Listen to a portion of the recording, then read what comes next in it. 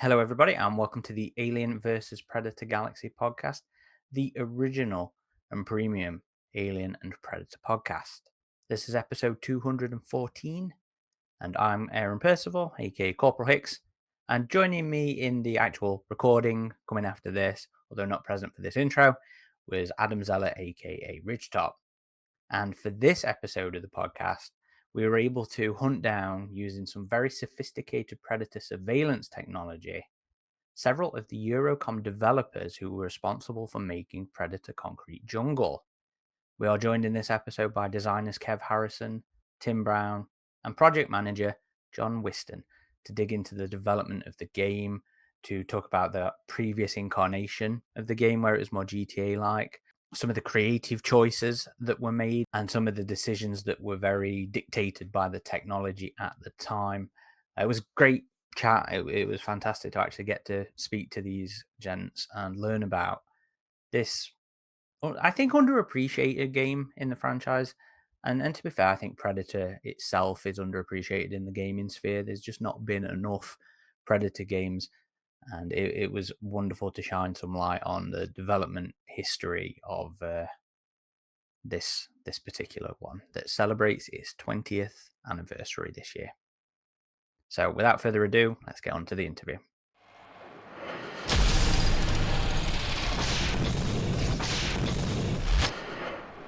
So first things first, thank you all for joining us today. But before we start to geek out about the intricacies of spine removal and predator, metals, can you tell our audience a little about yourselves? Who are you? What was your job role on Concrete Jungle? And where has your career taken you since? We'll start with John first, please. Okay. Cheers, guys. Look, I was EuroCom's project manager throughout the development of Concrete Jungle. Post Predator, saw my gaming career sort of up sticks and moved to Brisbane, Australia, where I still am. And I've been a senior producer on titles for Konami and LucasArts. I could happily talk at length and name drop some cool or inappropriate personalities I met during my time in gaming. Perhaps another time, any Star Wars fans out there, but 2011, I stepped away. I kind of had to, I said I stepped away from gaming. My folks were using the term I had to grow up and get a real job, but sadly there was a bit of a downturn in the Australian industry. So I was faced with, do I up sticks, take my family again and relocate? So a lot of my colleagues have scattered to the four corners of the world, whereas I sort of I stayed in software, and I've been in project management and production roles, but more for media and marketing and various software industries. So I'm no longer in games, but I'm really proud to see my colleagues do well and rock up at awesome studios around the globe. So that's me. Thank you. Tim, how about yourself? So I think I was experienced designer or game designer. I don't remember. Back then it was all that sort of thing. But I joined for Predator at EuroCom and stayed at EuroCom for a bit longer. Worked on a couple more titles. Then I ended up going to Codemasters, which is kind of a rite of passage for a lot of British-born developers. Worked there on Operation Flashpoint series, a couple of those games. Then I was headhunted by Ubisoft. I did 3 Assassin's Creed games as a lead game designer. Then I did a stint.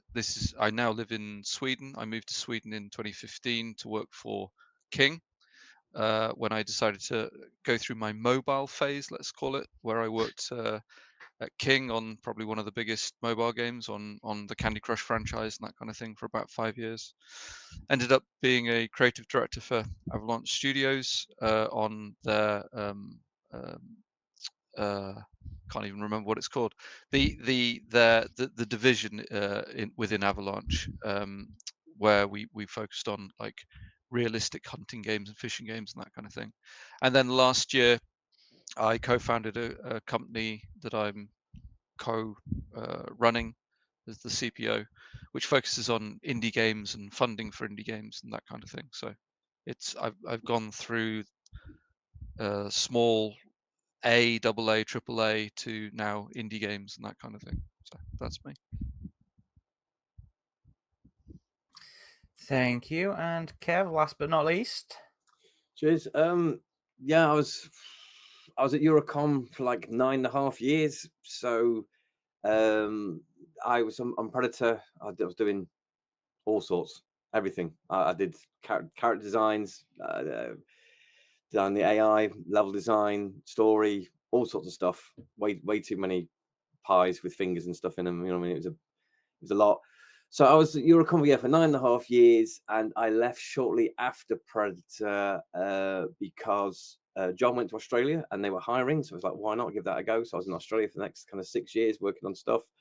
I think me and John worked together on one project, and then we kind of split and both did different kind of Star Wars projects, which was cool. After that, I stayed in Australia for a bit, and I decided to come back after, like, say, 6 years.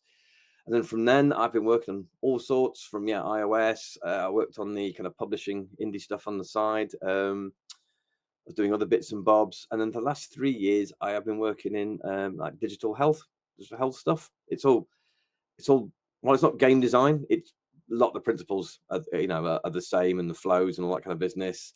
Good design's good design. And also you find that people who have been in the games industry panic a lot less. People say they're agile, whereas in game dev, the level of agile you have to kind of work at is a whole. You have to roll level. with it.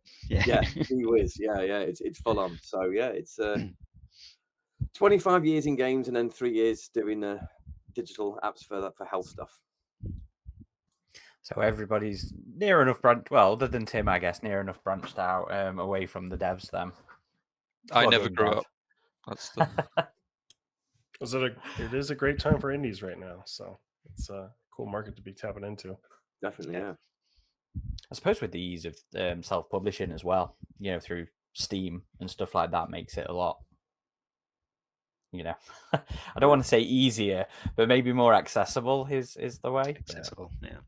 I mean, we were just chatting about this before, and I was just saying it's you get a lot more weird, fun, cool stuff. You know what I mean? It's like I remember back in the days of Nightfire, James Bond, and even Predator as well.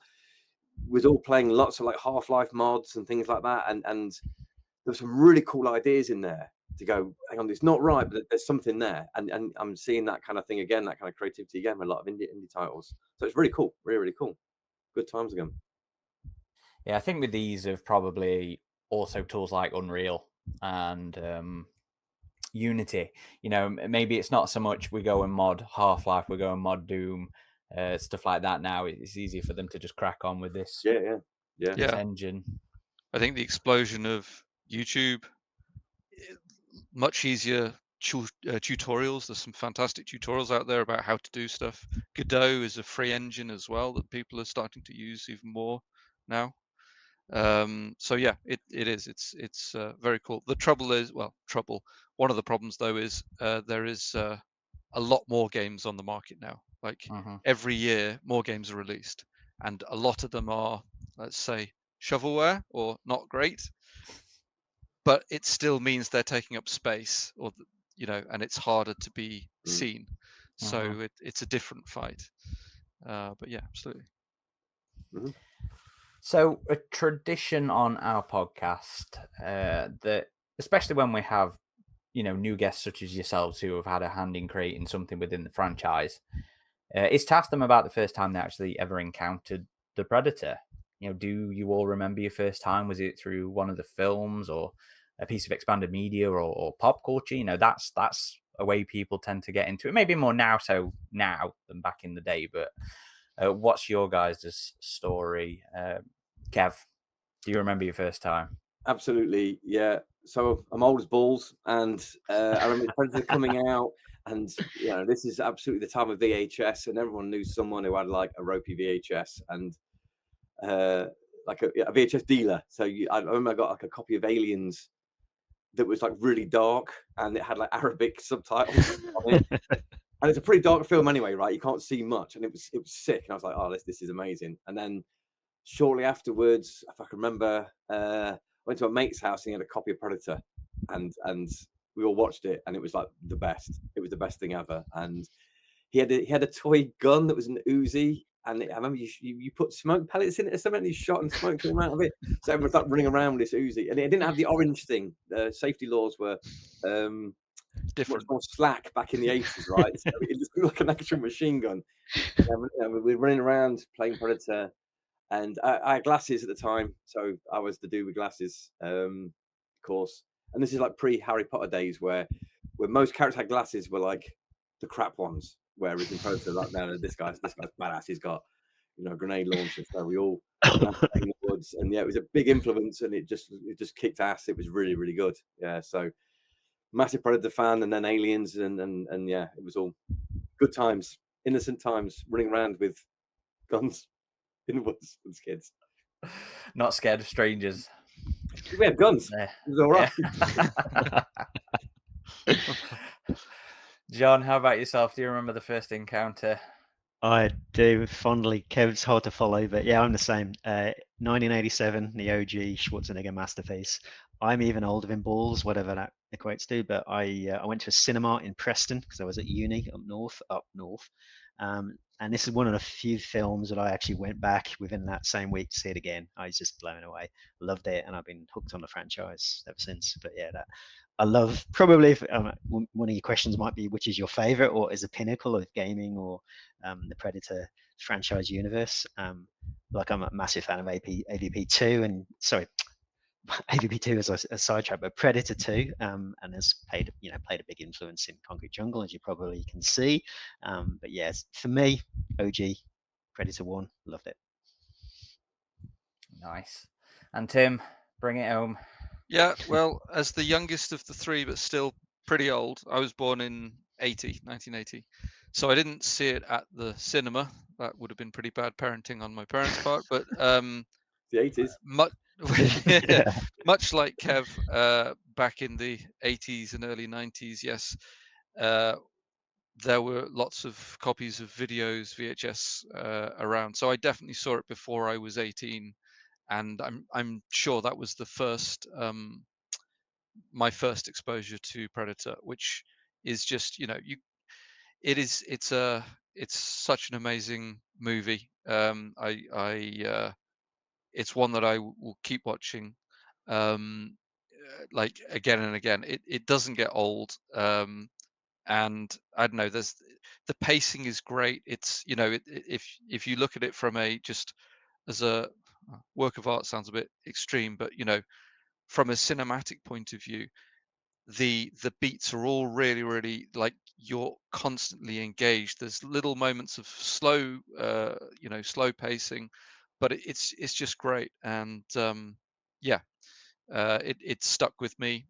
Much like John, I know a lot of people aren't so fond of Predator 2, but I guess there's something about that I also particularly liked. I think also because that sticks in my memory, because that was the oh shit moment at the end, where you see the Xenomorph skull, or what might be the Xenomorph skull. And as you've probably seen in the latest the Badlands trailer, that's like, ooh, that's kind of interesting. They're expanding even more on that. Yeah. So just that little Easter egg was a fantastic way to hook a young person into that entire sort of zeitgeist of the Alien and Predator stuff. When you guys were at EuroCom, how did Predator Concrete Jungle come about as a project? And this is kind of just for whoever wants to take it. How was this introduced to the company? When did development begin? I assume it was probably around the time they were filming AVP, given the time. It was before we were about halfway through development when we really got the impetus of the announcement of the AVP movie. Yeah. So yeah, we'd been lucky enough. We'd done we'd come off some big hits, and like the early 2000s were big for EuroCom. We'd had a successful working relationship with Fox at the time. I think it was Buffy, Chaos Bleeds that few of us had worked on. Yeah. So we knew the people, sort of the key players, and the opportunity came up, and it was very much, there was a guy, I think it was Dave Stalker, was a Vivendi producer at the time, and he worked on Buffy. So many of the EuroCom team that worked on Bond, Nightfire, so including Kev and I, we came through, so we could roll onto Predator. Kev, I remember we sat and demoed Bond, I think, before it was released. We were playing multiplayer with Dave and Paul Pawlicki, just to name drop the producers, before contracts were even signed on Predator. So, like, we were on a hot roll, as I said, the early 2000s. You know, I think literally something like 5 or 6% of all games sold worldwide of that particular Christmas period in the early 2002 or something.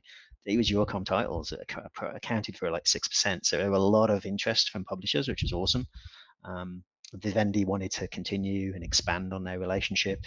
So as well as us doing Predator, another team at EuroCom were doing robots, the kids' robots game. I think we did Spyro with them as well. So yeah, we had a good tie-in with Vivendi. Fox at the time, and then Vivendi as the game on. We did pitch first for some other stuff because I said, oh yeah, look at any of our things. So I remember writing pitches for Back to the Future, and the idea was it's gonna be like a puzzle game where you could flip the world and do stuff, you know, back and forth in time. And the idea was there was different vehicles that did different things. And then I started to do a pitch, and I thought it was amazing. It was a Cannonball Run. I'm like, this would be sick. Like Cannonball Run was great. And but it was more or less like because like Gran Turismo was like a pure racing game, and that wasn't for us. It was going to be more like Burnout. You know what I mean? So it's more fun than crashing and things like that. So we did pitch for those, and all of a sudden, do you want Predator? And everyone was like, yes, absolutely, yes, please. Because everyone was fans. You know, there's a couple of like really diehard Alien and Predator fans and all that kind of stuff. It just kind of turned up one day and said, "Do you want to do Predator?" And I'm like, absolutely. And yeah, AVP.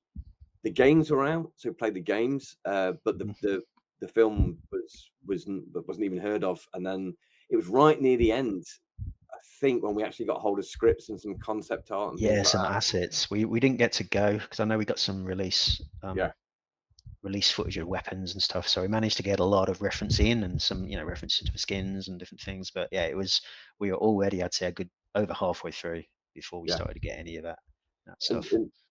And it fundamentally changed everything, because in Predator, it's like part of the plot is the Predator only is this mysterious ghost that only turns up when it's really hot, and then the whole of Predator 2 is a heat wave, in LA kind of thing, and it's super super hot, and then the Predator turns up. So initially the game was you're this superhuman like ninja Hulk type unstoppable thing where you were really powerful and you would prey on people and you could do whatever you wanted to, but you didn't because you had this honor system. But what made it difficult was the seasons, and it was going to change with the seasons and rain, and a puddle could be your undoing. So we got colder and colder and all this kind of business. But then AVP, the movie, was set in the Arctic, so we're like, oh, hold on, like, yeah, we're gonna downplay that. We're like, all right, okay. And then shortly afterwards, that's when the kind of premise of the game changed to be like an open world thing to a more level structure. So yeah, AVP. I've never actually seen it. AVP. Really? So, did you not? I'm sure we watched it at a no. So yeah, we had a cinema. Oh, Kev might have maybe he boycotted didn't come. I didn't boycott it because I read the script and I thought this isn't great. But PG-13? Was it PG-13? Yeah. Yeah, I was fully into, I was reading everything Predator, all the Dark Horse comics, everything, trying to get as much stuff to try and nail, the franchise, the license, whatever the storytelling, to make sure. And you do that with every game you work on. So even if it's something that's not, super interesting to you, you kind of look at it and go, right, what is it that makes it successful? What is it? Read the good stuff, the bad stuff. Why is it good? Why is it bad? Why is it not click? All that kind of thing. And I read the script inside and out. And I'm like, yeah. And then I was working stupidly late hours. This was like the pinnacle of like 18 hours days. It was horrendous. And I'm like, if I've got a night off, I want to go home. I want to go home to my pregnant wife. Sit and do nothing, and I need vitamins. So I think I had loads of things to do. So everybody went to this special showing. Like they hired the local cinema out, and someone flew over with a lock and key, like a reel, didn't they? But I didn't go because I got a night back of my life, and I'd read the script anyway, and I'm like, I need all the enthusiasm that I can muster to finish this. So I'm going to lock in and get it done. So it wasn't like a mean boycott, but I wasn't fancy going either. So maybe it Okay. was a little bit. So who knows?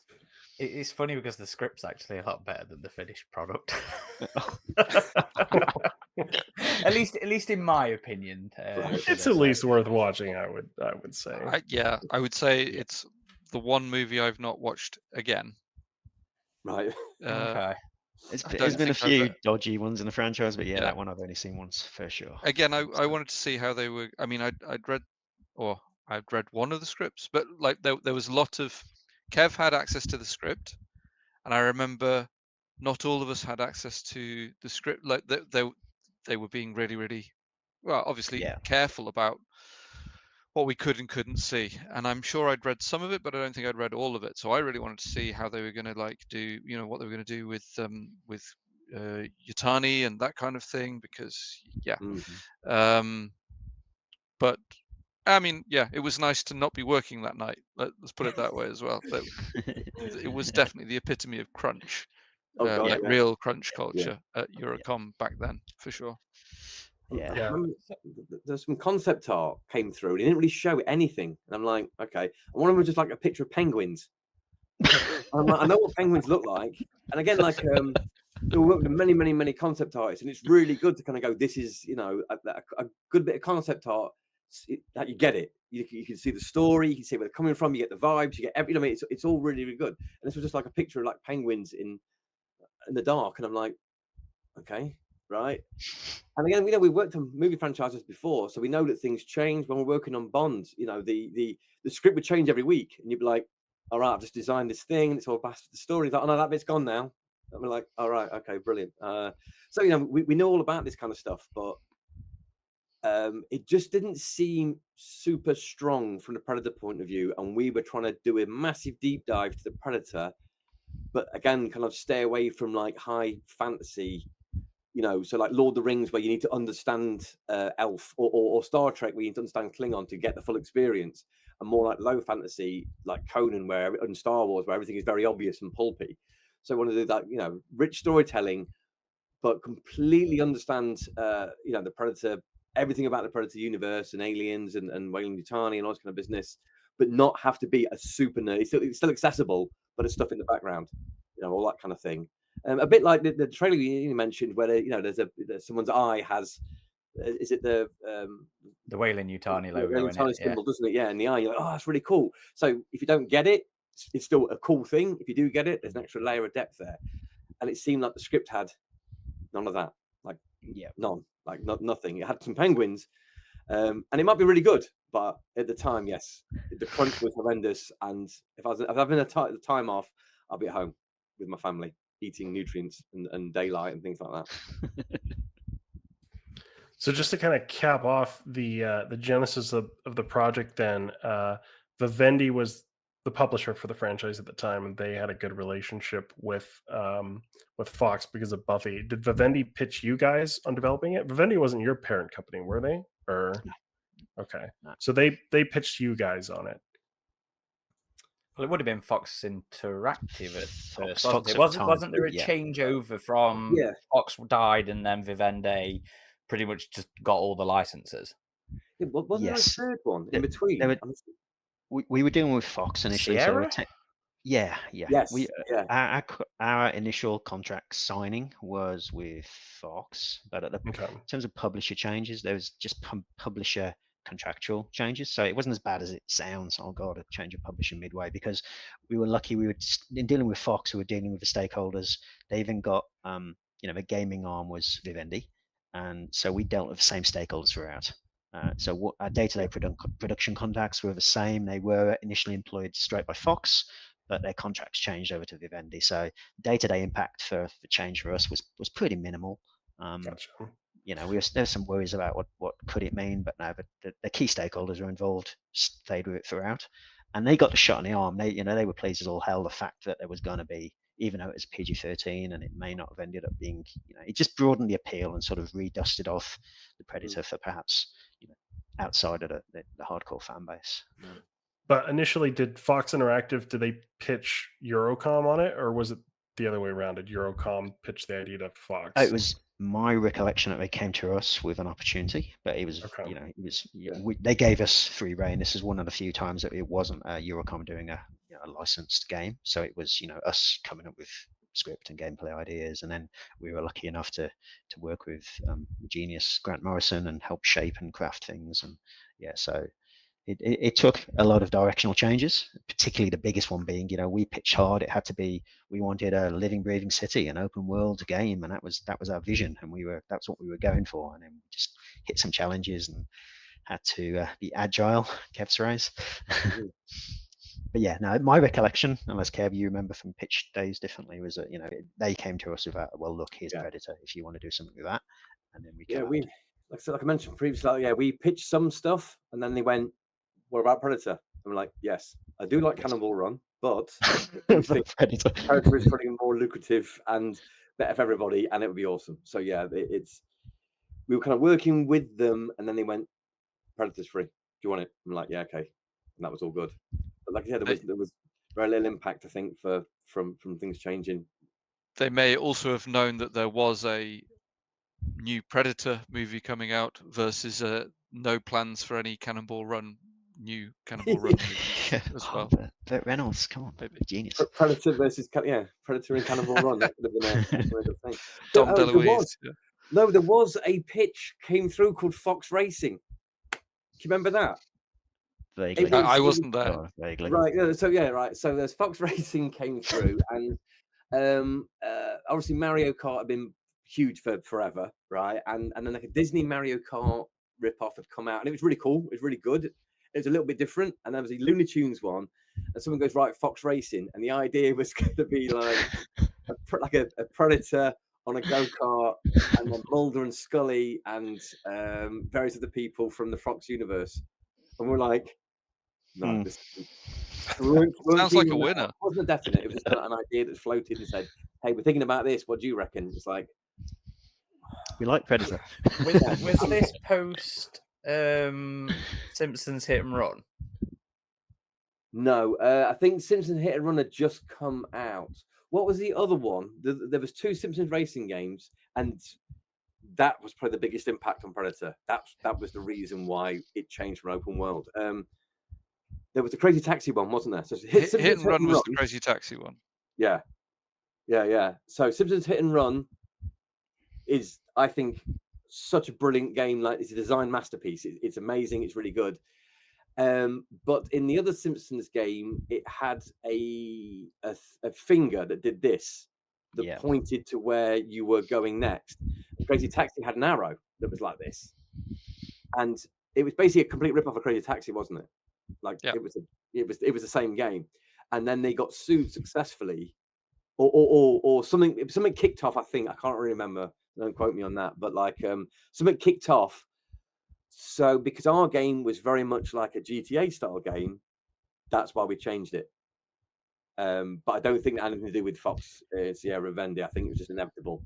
Well, I think it's fair to say there were many reasons why it changed. There was the cost of making a open world game versus a living, breathing open world game versus something a bit more linear was there, and it like things just didn't.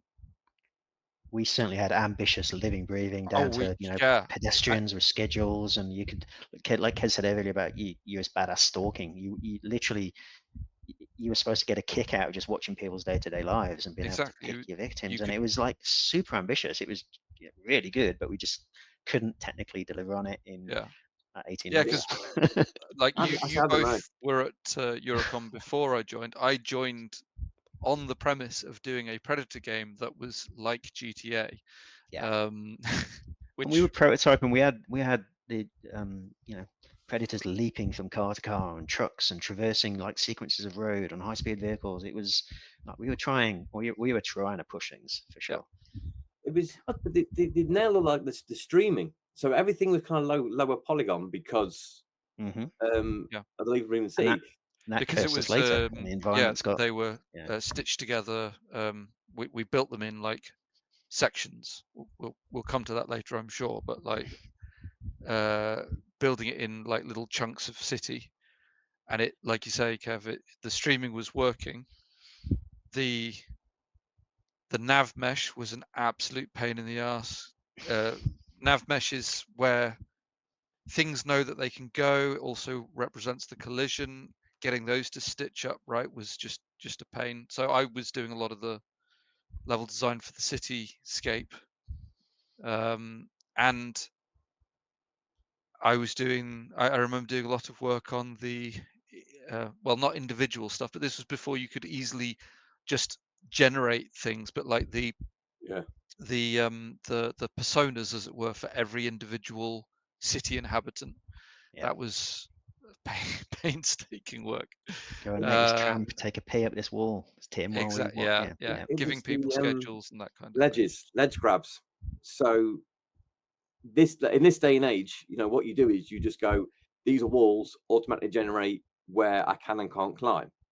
Whereas we had to go through and put individual ledge grabs on manually do it. Yeah. So that was so I think tech wise, like I remember, you know, running through the city. I remember once we had this, you know, you have what's called like a grey box room, right? So it's just a big grey room, right? And you do all your testing in that, and it's what coders use mainly. And I just happened to walking past the office at that point to get a brew or something, and they were pegging it, and the Predator's running like 80 miles per hour or something ridiculous. And they go, no, it's too slow. And I'm like, what? And there was talk about giving the Predator a motorbike to make him go faster. And it was like a Lobo style hovering, you know, like hog, like a space hog kind of thing. I'm like, that just sounds like, A, that sounds stupid, but B, that changed the game entirely. So I was like, let's give me a minute. And I ran back to my room. And I went there, and I put, it took me like 2 minutes to do. And I put a lamppost like in this grey box, as you would see lampposts. And as you're running past them, it's going, woo, woo, woo, woo. You're going, oh God, it's really fast. I'm like, yes. If you're running in a big empty room, if you run in a desert, you can't tell how fast you're going. Again, if you're in a car and you look at the ground, you know what I mean? Like the background looks, oh, it's nice. You look at the ground and the white lines come flying past. You go, that's how fast you're going. So we had it, and it was so big, and we built the city based on like a formula. So all the jump heights and things like that. So there was never any.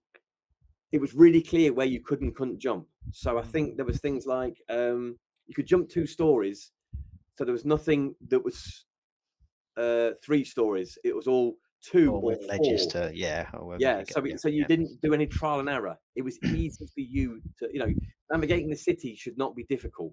You know, you're a Predator. You know what you're doing. You don't want to be tripping over. You don't want to be doing these silly things. You know what I mean? It's like a movie. You don't want the full experience. You want that kind of like Predator simulation. And a simulation, sorry, not a simulation. So, you know, it's not like you know, if I'm running like a fighter pilot, I don't want to have to do 3 hours of training and load of buttons. I just want to get in there and be Top Gun kind of thing. So it was that kind of approach. Now I remember when we had the fully working city and it ran like ass. That was awful. But I was like, look, no other game does this. You know what I mean? You can look at games that have huge crowds. And then what it did was, how we fixed it was, people weren't really assigned schedules. They just randomly moved to things, to points. And then if you tracked someone, they would then assign the schedule. So it kind of cheated. So that was how we got past that. And it was, I still think tech-wise, we could have done it, and it would have been better than actually what we had, which was a kind of bastardized halfway in between kind of thing.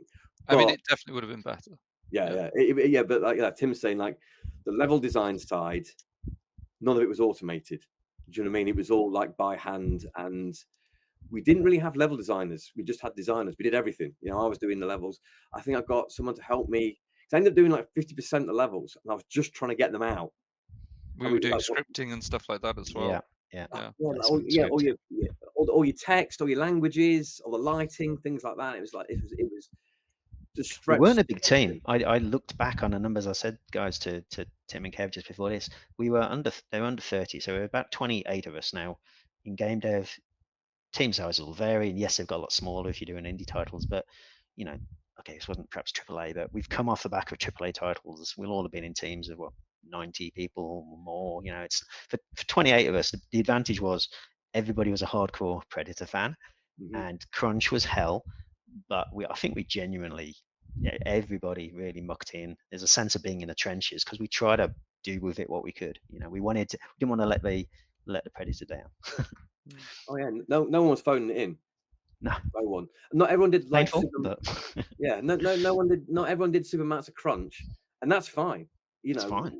that was Yeah, totally. hell There yeah. was no animosity there at all. You know what I mean? It's like no, you're doing crunch. We kind of had to, but yeah, if people wanted to get home, you know, it's.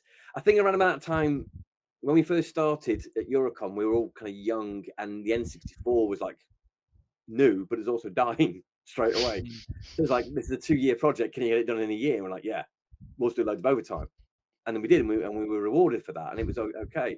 But it became more and more reliant on that. And it was like, I'm tired.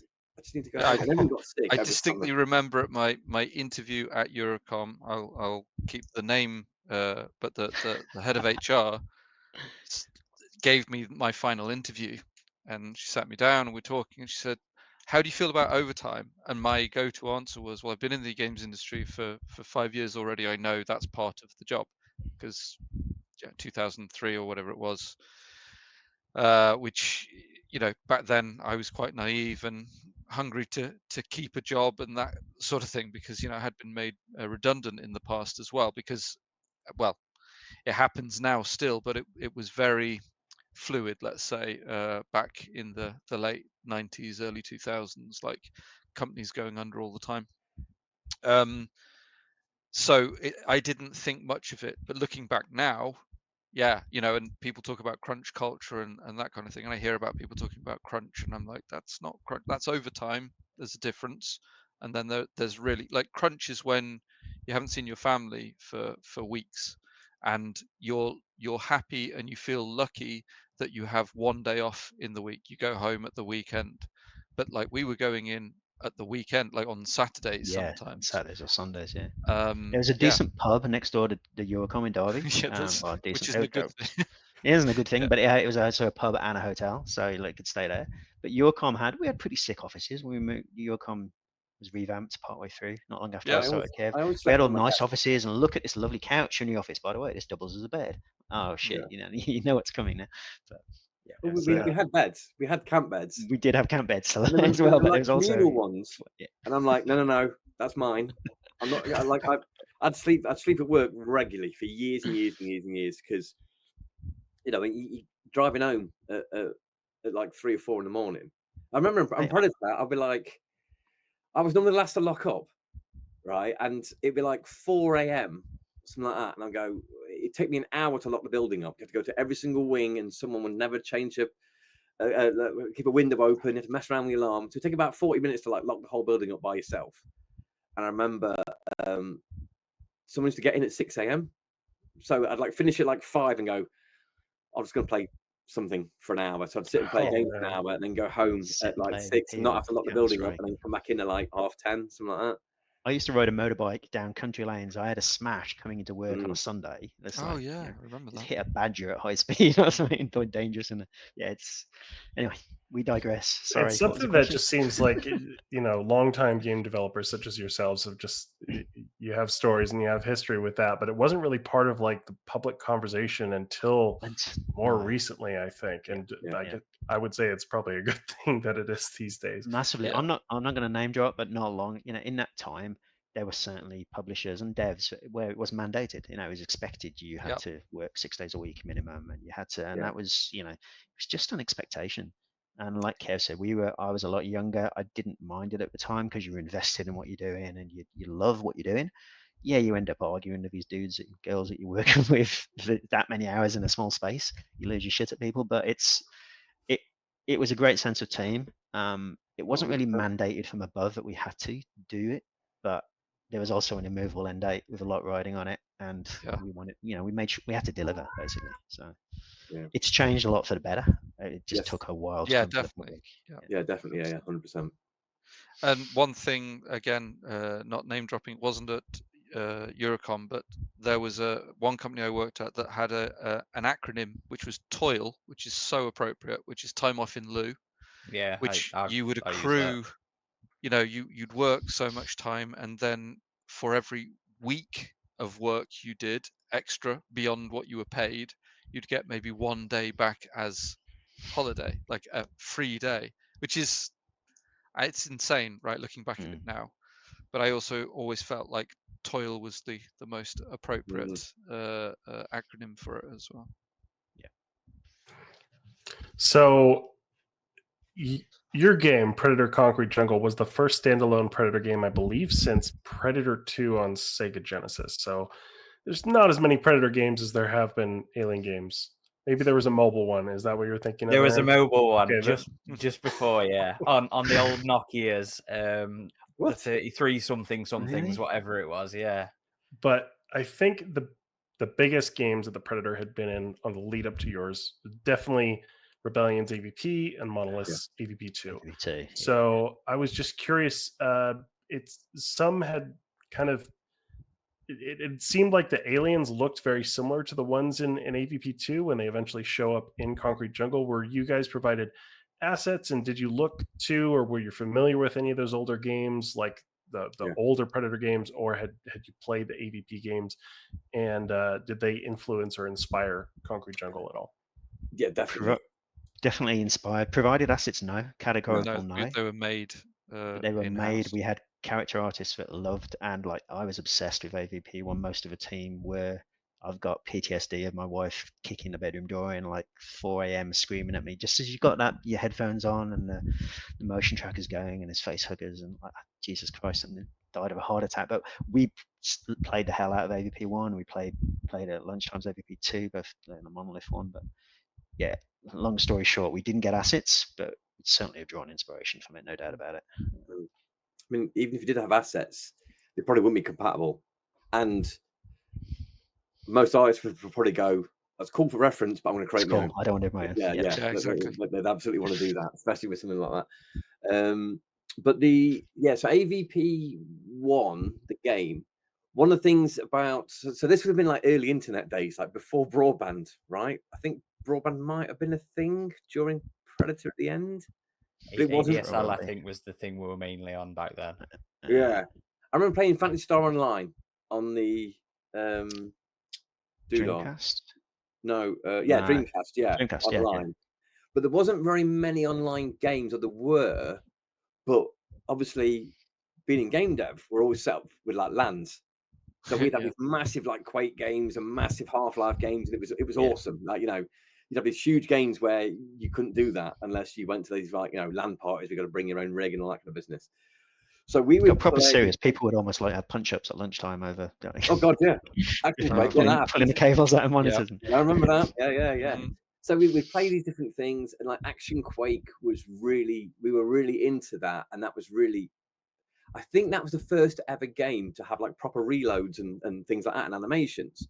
And then Half-Life and we had it in Nightfire and things like that. So we'd play things like Superhero Quake, and it was good, but you kind of had to like role play because one person was omnipotent, right, and everyone else had like kind of cool powers, but they were kind of crap. So you could be like Spider-Man rip-off. You could kind of swing at people, but you'd miss 15 times and land one kick, and it'd be kind of cool, right? But then AVP came out, and I think when you played online, if you're a Predator or an Alien, you just dominated, and it wasn't fun. But then we would do that kind of role-playing thing almost, like unofficially. So whoever was the Predator, you could just literally just jump down and just eviscerate everyone, right? Easily, because you could see in the dark and they couldn't, and you could turn lights out and things like that. But it was more fun to play it like in character. So you would be making noises and taunting people, and you'd fire spears and they'd like land next to someone and they'd panic and start shooting the walls and things like that. And that was more fun. And like a new player would come in, oh yeah, can I play? And just come in and just like kill everyone. You're like, no. Like again, like, make it like a horror film, make it like, make it scary, make it like.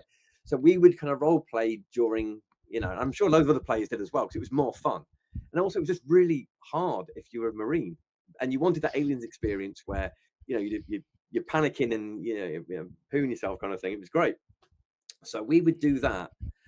And then we wanted that experience in Concrete Jungle to go, right, you are this omnipotent, huge thing that is just untouchable. You bulletproof. We want you to cut through like a horde of like, guards or whatever. So we wanted to be like 6, so they can't be a threat. But what is a threat? How do we do this? How do we? And I think at the time we also played. There was a Hulk game. I can't remember what it was called. It wasn't Ultimate Destruction, And it was like the first level of the whole game was really good, and you were smashing, and you felt powerful. That like you played the story, you didn't just read the story. I am that character, and it was really, really good.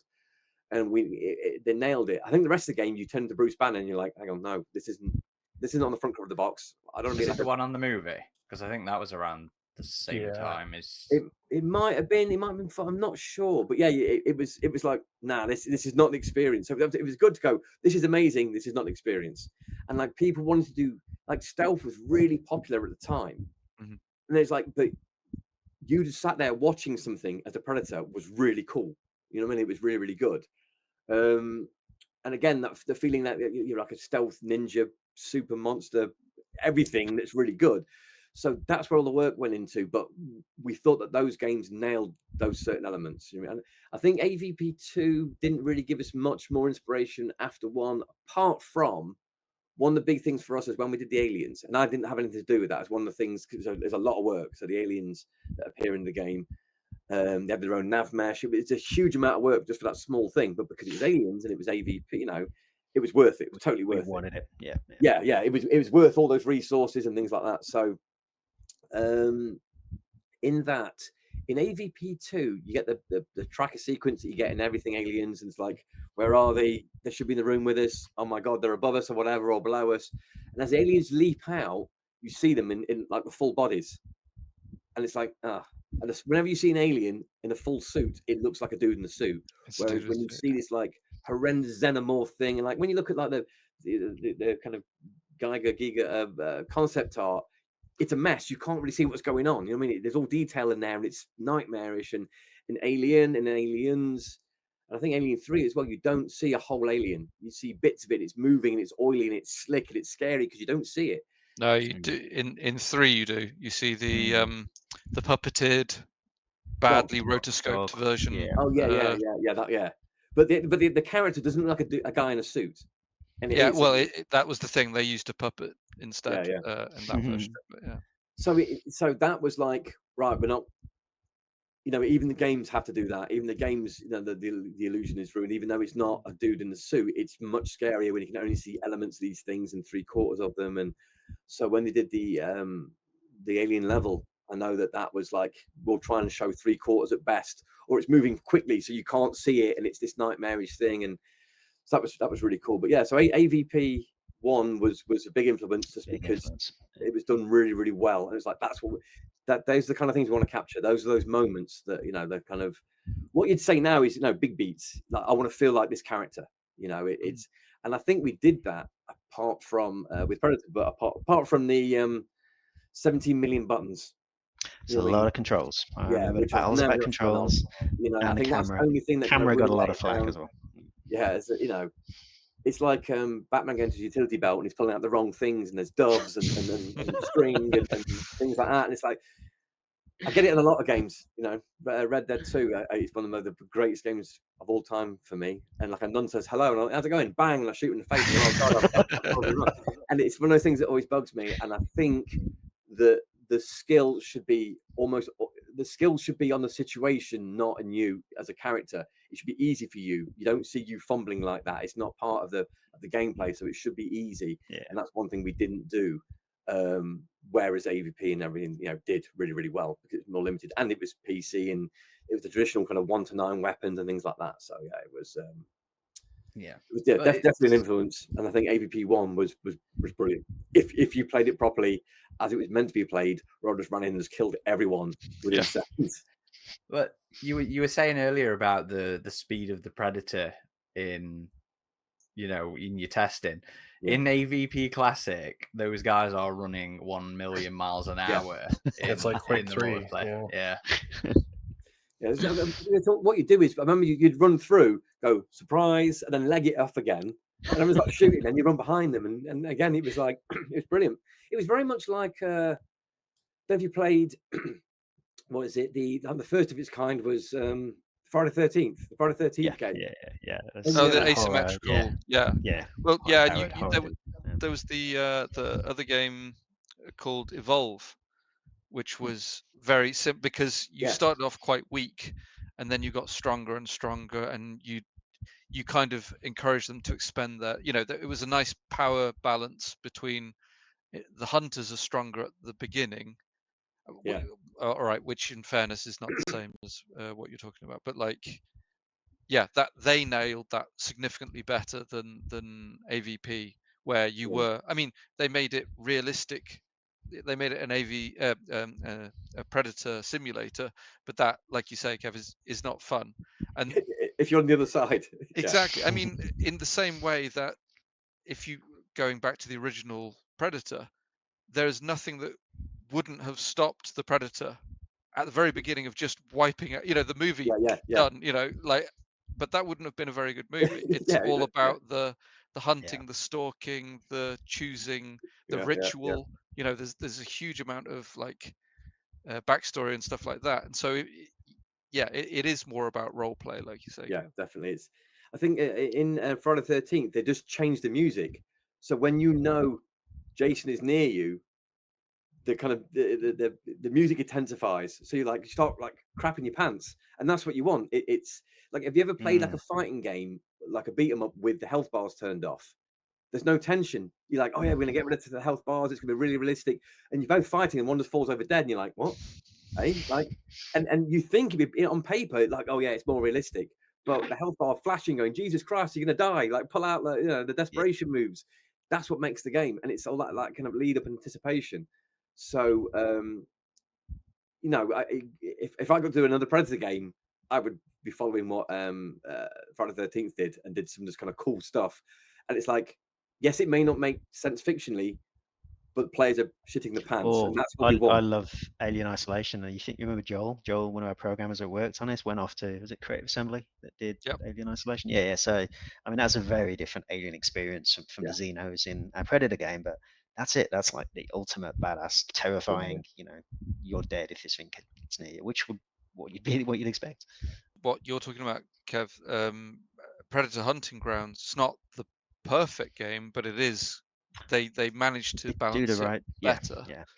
I played that a lot, and the only trouble was quite quickly there was a dip in player count, and you need players for that game to work, right? So yeah. We've talked to those guys a bit. I think they have seen a bit of a resurgence lately because they got the publishing rights back from Sony, and they've been releasing new content for that in pretty rapid succession now. And I know this is going to be an exciting year for Predator, so I think they're hoping to see a bit of a bump from that. But we had a lot of fun with Hunting Grounds, didn't we, Aaron? That was one of those games that kind of got us through COVID a bit. Yeah.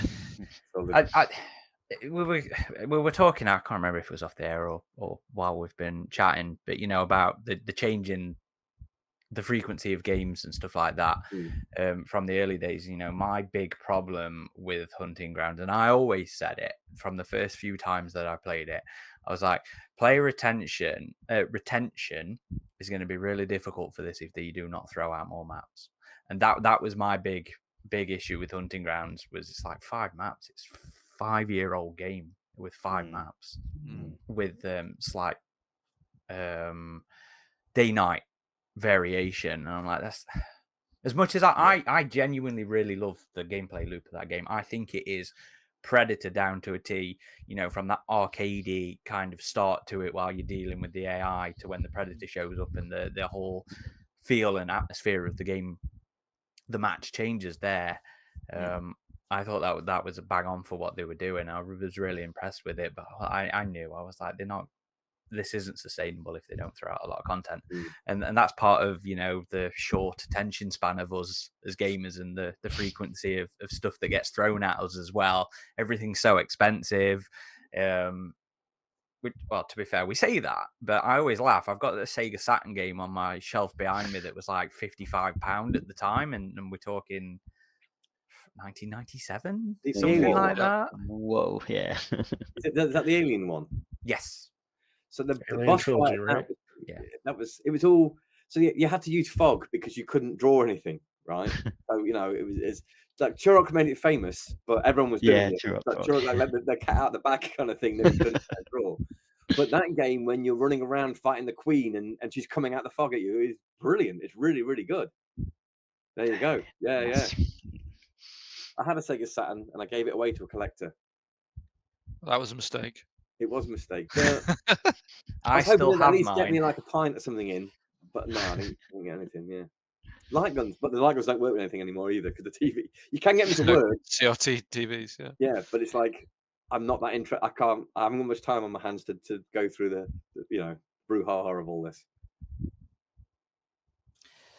So, John, I think it was you that mentioned this.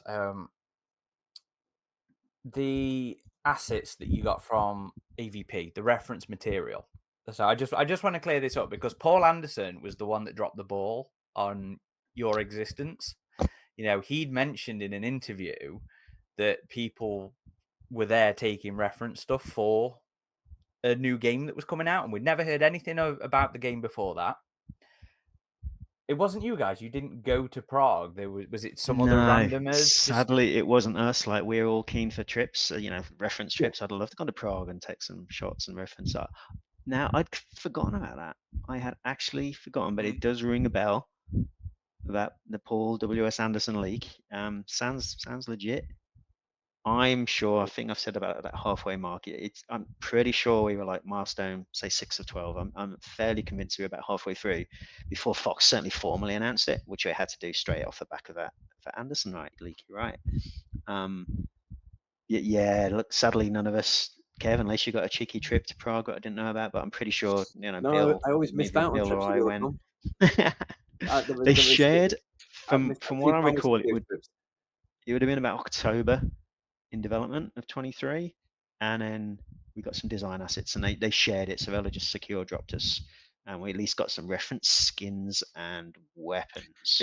It could sort quite of displayed because we were like, oh my god, that's a much longer Oh, wrist blade. yeah, I've got one up on my wall behind me. Like, that was news to us at the time. And, we saw well, the longer wrist wrist blade, like, blade. ridiculous. It's like Yeah, more like yeah. a sword. Yeah, Exactly. It was like a bloody Kenny Everett hands. Like it was And huge. it was shuriken, which again, I got some shuriken and scimitar ones. So we referenced some of that stuff, but yeah, we didn't. Yeah, I'll be pissed if somebody went from EuroCom, but I shouldn't have gone. I didn't know anything about it. So it was will have been probably Vivendi or someone from Fox yeah. repping, saying us, that they're yeah. collecting stuff for us. Yeah. Because like if it had been anyone, it would have been one of the artists or something like that. Normally, like because that they know what they need to. So yeah. Get the It's images of. normally leads. Leads normally go on those things, but yeah, it would have been Ames, one of the lead artists, or I missed out on 2 Pinewood Studios trips during EuroCom. I got bumped. Oh, man. But years later, I did get to go to Skywalker Ranch. So yeah, I was gonna say we've done the Skywalker. Karma was all good. It was all good. Nice. Yeah, it is interesting because you guys had the first major game post the AVP film, and I mean, there's definitely some vibes of the film in there with just the look of the Predator, kind of feeling like Celtic. You even have like one of your costumes is the Scar Predator. Yep. And there's a mention of Charles Bishop Wayland in the game. Yep. And Rebellion with their 2010 AVP also heavily influenced by the first movie. But as someone, a young fan who was just really excited about that movie and your game at the time, it was really cool to see those things like, oh, I can play a Scar in this game. That's awesome. Yeah. I remember much debate. There's lots of, as you can imagine, late night debate about character skins and inclusions. We wanted to include as much as we could because these are the days you got to remember where, it sounds proper old school, but you couldn't just ship a game and then patch it straight away or release. It's pretty much, you had to have this disc approved and, you mastered. And so we were done months before the game was out and you had to get everything locked in. So we really tried to do what we could with inclusions for skins and unlockables. And I'm pretty sure we went to town with some of them. We referenced like Machiko, Gucci is a human predator skin, and we tried to reference that AVP movie as much as we could from the stuff we knew about. So like the Unblooded Predator, for example. I remember we had. That was the character who was in the Dark Horse comics, wasn't it? The female. Yeah. Her in, and is it Lynn Kurosawa in the Capcom game? Yeah. You got it, Kev. You've got it. Yeah. So we wanted her in because, like, I've always thought she was badass, and but we didn't get time. Also, like, again, like, take it back to like pre-internet days, right? And just walking around an arcade, and you go, all right, like Final Fight was like the greatest thing of all time. It's brilliant. These other games come out, and then all of a sudden you walk into some arcade, and there's like a Predator beat 'em up by Capcom. And you're like, what the hell is this? You know what I mean? Like, this is the greatest thing of all time. So yeah, it was badass. So that was a massive influence. The Predator, the what do you call it? Blast. It's plasma cannon worked the same way as the Capcom one. I remember designing that because you could fire. It's either like two. You could fire like one shot every so often, or you can fire three, and it takes ages to recharge. And I was like, we looked at all these different games and went, no, Capcom nailed it. Like that was the best way to make you feel, again, mega powerful, but with restraint. You know what I mean? So we did that. But yeah. Was it common around this day to do things like lots of unlockable skins or unlockable weapons that you could then, affect your previous things? This was a thing that was expected. Definitely, yeah. That's when like all the fun stuff you do, and like people would sit there, like a creative block or whatever, or late at night, and just doodle something and go, oh, we should put that in, but it's got to be. Normally, it's like, no, this is our thing, but you can't put, you can do it as the extras. And for Bond, we weren't allowed to do that with a lot of things. So no one had any kind of cool abilities apart from Baron Samedi, right? So Baron Samedi could regenerate. And he's like the best character to have. And then there's been like a Baron Samedi-like character in all the EuroCom games we worked on.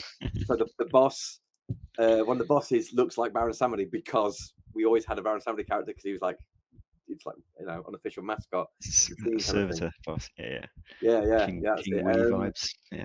But yeah, I think this is before the days of player retention, right? But there is something when you've been working on something for such a long time, you don't like the idea of people just playing the game and being done with it. You want them to go back and do stuff. So putting unlockables in, even though player retention wasn't a thing back then, not in the same way.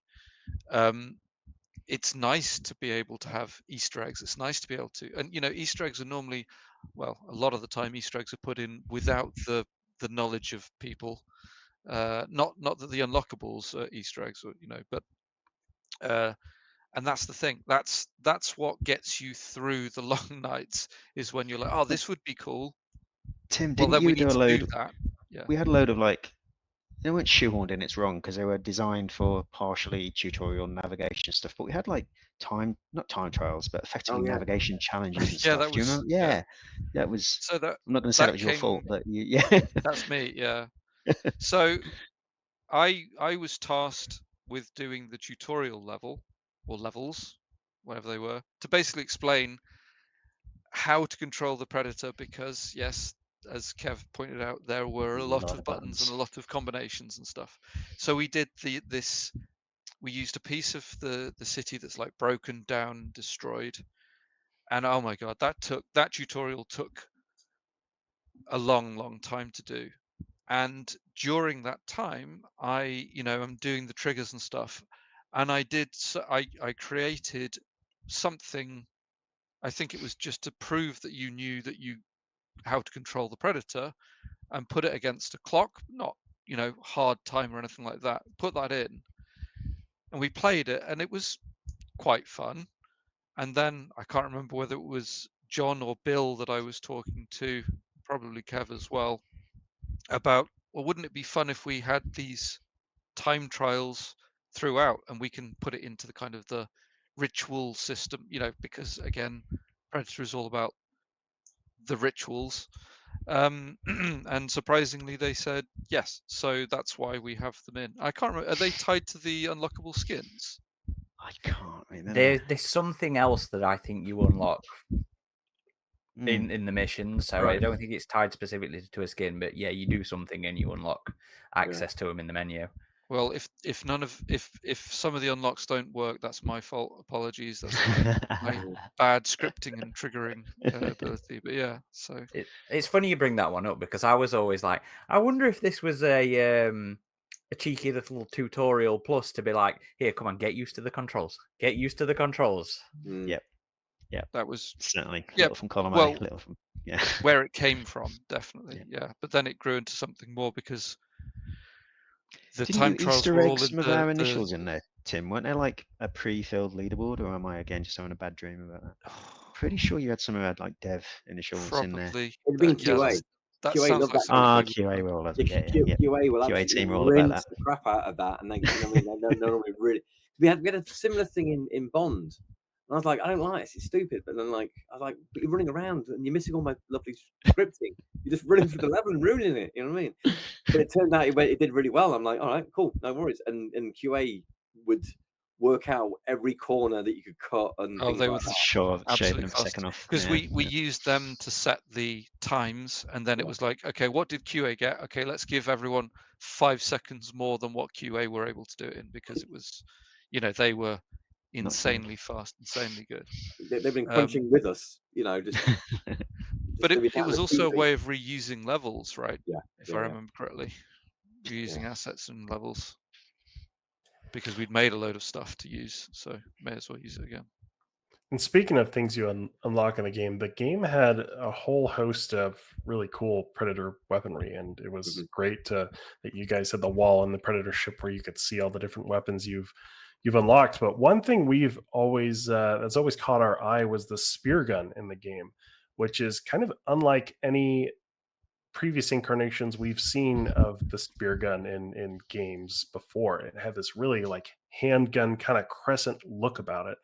So considering the faithfulness to the other established weapon designs, there it is right there. That's from the NECA figure, right?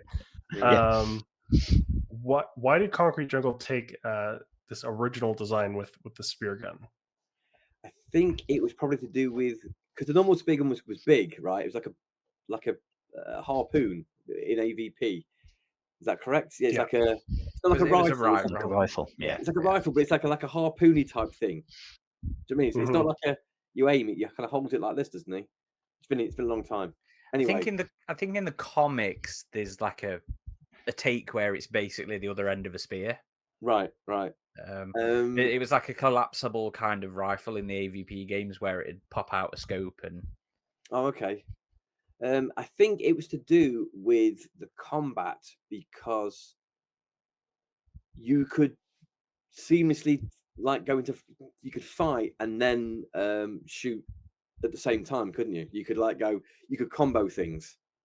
So your left and your right hand was really important. So I think it was a one-handed thing to make it work with everything else. I think that's the case. Yeah, because you try to have juggle juggling moves and people. stuff. You could throw in the air and then shoot them with it. Juggling bodies and really highlighting the ragdoll stuff. So you could knock someone up and then pin them against the wall, which you wouldn't have been able to do with the thing that. So I think it was also animation. Like there were probably limitations on the animation and stances and things like that. Yeah, because we had upper body blending, but it was kind of new. It was a new thing because everything was rigid. And like if you look at something like God of War, right, which is a bit later, God of War does blend upon blend upon blend upon blend upon blend, and it's just like it's really, really cool. And you look at it and go, oh, it looks cool, but as a designer, you look at it and go, oh, hang on, that's something new entirely. That was amazing at the time. It's like, how are they doing that? They've got blends upon blends, whereas we were a lot more rigid because it was a lot older. And yeah, it was like your left and your right hands and what you could put in there. And then we did it and it worked. It was great, but it was bloody hard to explain to the player. So we then had to kind of like do it so it felt seamless. You know, so all the weapons were in your left or your right hand for a reason. So yeah, I think I'm 90% sure that was the reason for it, by changing it to that kind of like looks sort of like a the gun out of Marshall Bravestar. He's got this kind of cool guns that have the two things on it. So yeah, it's I didn't do the weapon stuff. I did the combat and the combat circle and the AI for it. And I remember doing the system, going right, left hand, right hand, and all that kind of business. But yeah, Rob and I were playing an awful lot of Halo 2 at the time, so we may have been influenced by the shape of their plasma. Yeah, it looks a bit like the Needler. It does, doesn't it? Yeah. And then Rob was like the concept dude on it, so no, I'm pretty. Maybe that snuck through. I can't remember. Yeah, to remember Halo was all like new and exciting, and we Halo 2, consumed a lot of my time late night time. Yeah. We had the games in the office with like a big TV, didn't we? Yeah. That was sick. Yeah. Yeah, I can see the resemblance to the Halo 2 plasma rifle now that you mention it. But speaking of another weapon that's often associated with Predator, the netgun is one we've seen a lot in, but it didn't make an appearance in Concrete Jungle. Was there ever a plan to have the netgun, or was that just you guys had enough weapons already and you were good? I'm pretty sure it's on the cutting room floor. I do recall talk of netguns. And I seem to remember that there was, once we had the ability to pin people with the spear gun, it seemed semi-pointless. Like, you already have something that can pin something. The only thing with the net gun would have been that you could pin someone and keep them alive, but because there's no kind of interrogation or anything like that. So I think, or do great gore that we couldn't have a tech to slice them all. Well, up yeah, nicely. exactly. I'm pretty sure we couldn't dice people or anything like that. It wasn't a strong enough poly count. So it was also to do with ragdoll, because when you ragdoll someone, that's it, they're out of the game, like they're done. Dead. Yeah. Nowadays you can ragdoll and recover from it, and and engines have got much better, and euphoria and things like that. But back then it was really expensive. So if they ragdoll and then keep ragdolling all the time, your game would lose frames massively. And our engine was our proprietary Euroland. It wasn't like we were on was Euroland? Yeah. Euroland. Yeah. Everything had a prefix of Euro. Yeah. It was Eurospawn, Euroland. Yeah. Euroscript, it was. The thing is that engine, triggering wise, it was brilliant. It was super modular. It was really, really good. Working it for years, you'd have some complaints, and then you go to somewhere else and go, oh, hang on, hold up. Yeah, it's probably not as bad as it. Yeah. But yeah, it was, if you ragdolled someone into a bag and they could carry that bag around, it was never going to look good. You know what I mean? I think we had it. You could pin people to walls, but the wall wasn't flat. It looked weird. Yeah, the wall wasn't ready. The tech wasn't ready yet. It didn't exist. These days, you could probably do it. It'd be really, really cool. But I think we shot people and we turned them into bags of nets, easily carryable people. Yeah, that's it. What yes. AVP2 you could did. carry someone, but it looked it works, but it's kind of pants. You know what I mean? It's like, No, AVP2 didn't do the carryable thing, but in AVP2 it was you net them and it turns them into a ball on the floor. Yeah, so we did something like that, but it looked, because I think when you hit them, it was one of those things that no one doesn't seem to bother anyone. But when Lego Star Wars, when you collect all your coins and things like that, and you get hit and it goes, and one just falls off the cliff, and you're going, oh god, that's it. So it was like that. You'd stalk someone and do something. You'd shoot them in the net, and they go, and fly off somewhere and go, oh bollocks, that's. So in the end, you could pick them up and carry them, couldn't you? And we had that. And then once you carried them, you could slam them. Carry them and slam them. This is way more fun. Let's put resources in this and make this really go the distance, rather than put a lot of work into a net and it's going to be all right. It's going to be okay. And Kev, remember you were massively influenced by all things Mexican wrestling at the time as well. Absolutely. That explains so much in the game already. Just after that comment, it was Kev and Rich. Rich was another designer. Oh god, yes. And you had the mask and everything, right? Luchadors. That's the thing with Crunch, right? You earn a lot of money, but you don't see daylight. So, one person's office was filled for Pokemon. Other people had massive Robotech stuff. Yeah, very expensive airsoft guns. Yes. I had all Mexican wrestling and comics and toys everywhere, and so you've got all this money and you can't spend it, and it's kind of depressing. So you treat yourself to like these days you get an Amazon package. You're like, oh, it's a surprise, it's nice. Well, back then it was internet shopping was just brand new. And you're like, yeah, I'm going to buy this weird shit that's going to make my life a little bit happier. You know what I mean? Yeah, and you'd have it. You wouldn't have it at home. You'd have it at the office, because that's where most of the time you're spending. Yeah, that's where. That's what I mean. You want it. Yeah, everyone's office was an unhinged teenager's bedroom. A teenager with money, basically. Definitely. Yeah, that luchador boss fight was one of my favorite moments in the game. So that was a great inclusion. Did shoot all luchadors into a lot of things. Mainly budget-wise, it's quite cheap because it's the same mask for different colors, and it actually works. But another one of our favorite things in the game are the trophy kills. So I was just curious if there were any favorites that stick out in your memories. Personally, for me, I love the one where the Predator picks somebody up and then just twist their body as if it were a rag or something like that. Oh, love them all, to be honest. We had all How, those. yeah, And how long you got? We should all yeah, do like it's our like, top 10 because there are a lot of ways to kill things in Predator. I remember taking great pride in the sheer variety of killing moves. and I remember sitting with like the audio guy, whose name was Guy, actually. Yeah. And we're going, right, like all these have got a completely different noises. So when you break this guy, it's gonna be like a hollow shell, like cracking. But this one's more of like a twisting, like snapping, bubble wrap. You know what I mean? So a lot of that violence is really sold by the audio. We've always had a really awesome audio department at EuroCom. It was always brilliant. And basically where, especially on games where we had like very little budget, the audio did a lot of the heavy lifting, like it does with a lot of movie Aliens. When that music kicks in, you're like, oh god, yeah, it's so much more exciting, and it's just the perfect mix, the perfect balance. Sorry. So I remember all of them had like the spine being ripped out. It's a classic. That set piece flay, that classic spine rip out. Yeah, but we had yeah, some like stealth kills from behind. Yeah. You had them head crunching, neck snapping. You mentioned. Yeah. Sounds a bit grim. I like the juggle attacks we were talking about earlier. You The just knock them juggling, with a yeah. combi stick, the glaive, and the maul. Ev, well- as well as wrestling, didn't you have? You had the Ulysses, those machines that were powered by. Oh yeah, homeless people? yeah. You So could like yeah, rip them all out or the something. Yeah. all the robot, all the humanoid-looking robots bleed green, and all the robot-looking robots bleed human blood. I love that. That was. And then when you rip the Push thing that off, and the you guy rip was the like cover just like off and plugged in and just screamed.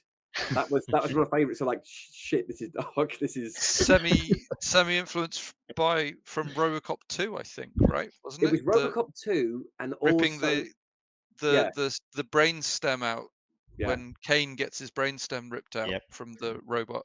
But there's also a bit in RoboCop 2 where when they're introducing new RoboCops and he goes RoboCop 2, and the guy just pulls his helmet off and just screams and then just dies. And you're like, that's Suicidal. And the bit of plot, there was a Batman and Spawn crossover where they were using like homeless people as engines, and basically it's what the Matrix, the Matrix where they use humans as these huge like batteries. It was all that. I was going to have some of that, and I think I originally read it in like 2000 AD, a long time ago. A lot of these really weird sci-fi, strange things are like Twilight Zone or Tharg's Future Shocks kind of stuff that was really dark and kind of went under the radar. And then the Matrix came out and was like, oh god, this is really freaky. I'm like, oh no, I read this when I was like 8 years old and it was cool, kind of thing. And all of that kind of weirdness went into Predator. So I think killing the Ulysses was one of my favorites when you ripped it off and you saw the reveal of the dude who was like naked with just his like groin plugged into something. No, we had it plugged into something, so I had to cover it up because no one wants to see. Yeah, that's right. No polygenitals. But then it was like a Hoover, and you're like, well, that's kind of wrong as well. So we're just kind of like, he's been neutered, and there's like a breastplate like nailed onto his groin, and you're like, yeah, this guy needs to die. Like this is no fun for him whatsoever. You as a Predator you're an anti-hero, and you're doing a good thing here by ripping this guy's like face off because it's horrendous. So yeah, they were cool, and the Predator. I don't know if if anyone noticed, but again, it's like the alien thing. When you see a Predator, it's clearly a dude with a really big head because he's got a mask on, and I think like the Fortnite Predator, his head's huge. It's huge because they have this whole sequence where it has to kind of work.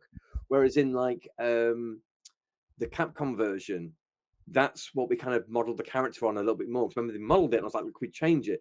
And the Capcom version, in like the concept art for him and the cabinet display, his back is extra long, so he's very, very kind of like thin, and more like salamander, like lizard-like, and he's got really big hands, and the big hands help emphasize, like, and really big forearms, so it makes him look a bit more alien-like. And when we had those proportions, it allowed us to do more things with him, like emphasize when he lands, and the hands would then fit completely over someone's head.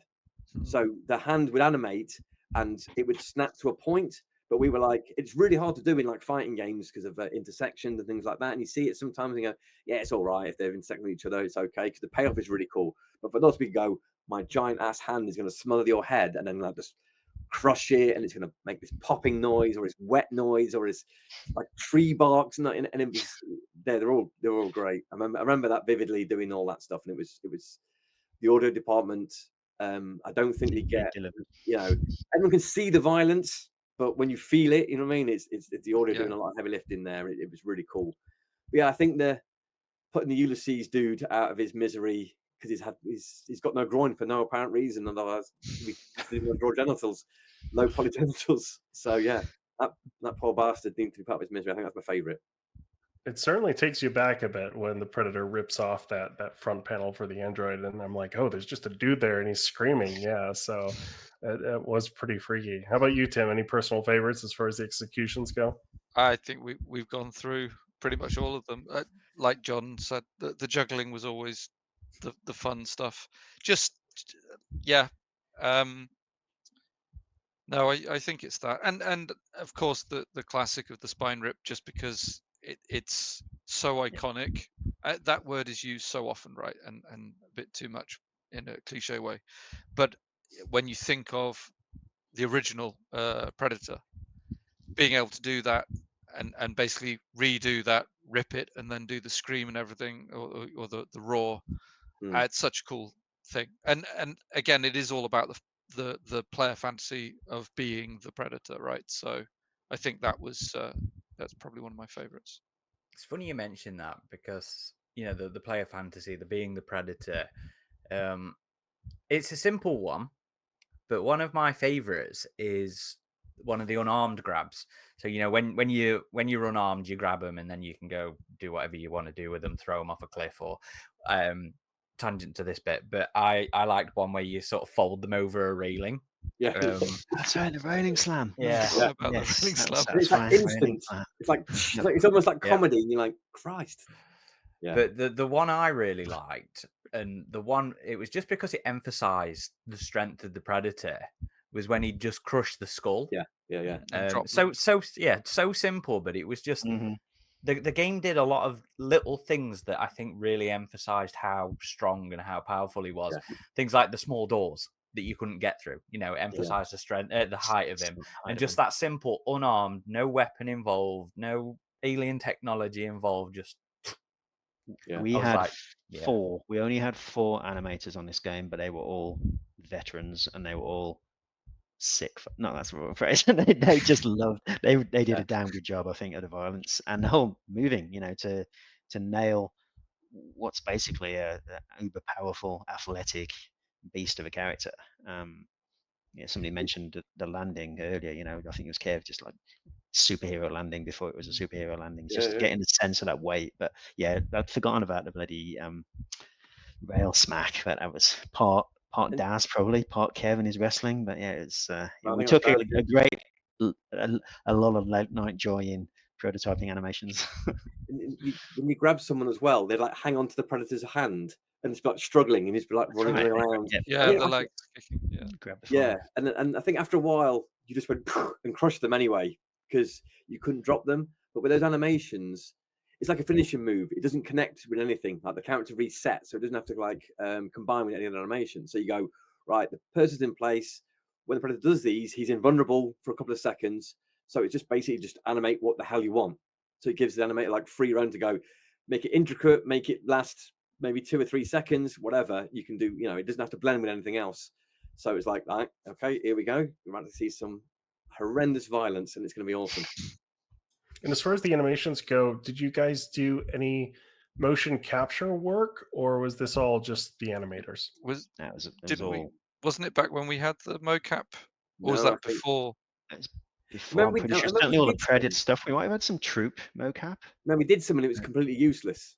Right. Okay. You guys all wanted to do it from scratch, and and certainly all the Predator moves and the. It's like someone would jump on the spot, and you're going, but we can animate that. It was running and then jumping on the spot. So the person who did it emulated like a Mario character. And I'm like, this is completely useless. We know we can do that. But the Predator, the fact he was much taller, and his back is almost like, it's not double jointed, but do you mean he's got a really long arch on it, so he can really hunch over. So he was actually like over 7 foot, wasn't he? But he was like 6.5 foot, but he was always slouched. But when he stands up, and puts his back up like that. He's really, really tall. He's huge, absolutely, massive. And again, that was that kind of like when we had the character, made him less human looking, less like a dude in the suit, because we can. Films can't do that easily or without an expense, whereas we could. So we made him much, much taller, and give him that kind of emphasis for those kind of things. And unlike the AVP games, Concrete Jungle was in third person, and I think it was a strength of the game just seeing the Predator, like you said, his physicality, seeing him sway as he climbed, or seeing the big impact of a jump. But third person games can also have finicky cameras, and that was a point of criticism that was levied at your game. Did you find it after the fact? Did you find it was an issue? Was the camera something that you guys struggled with, or?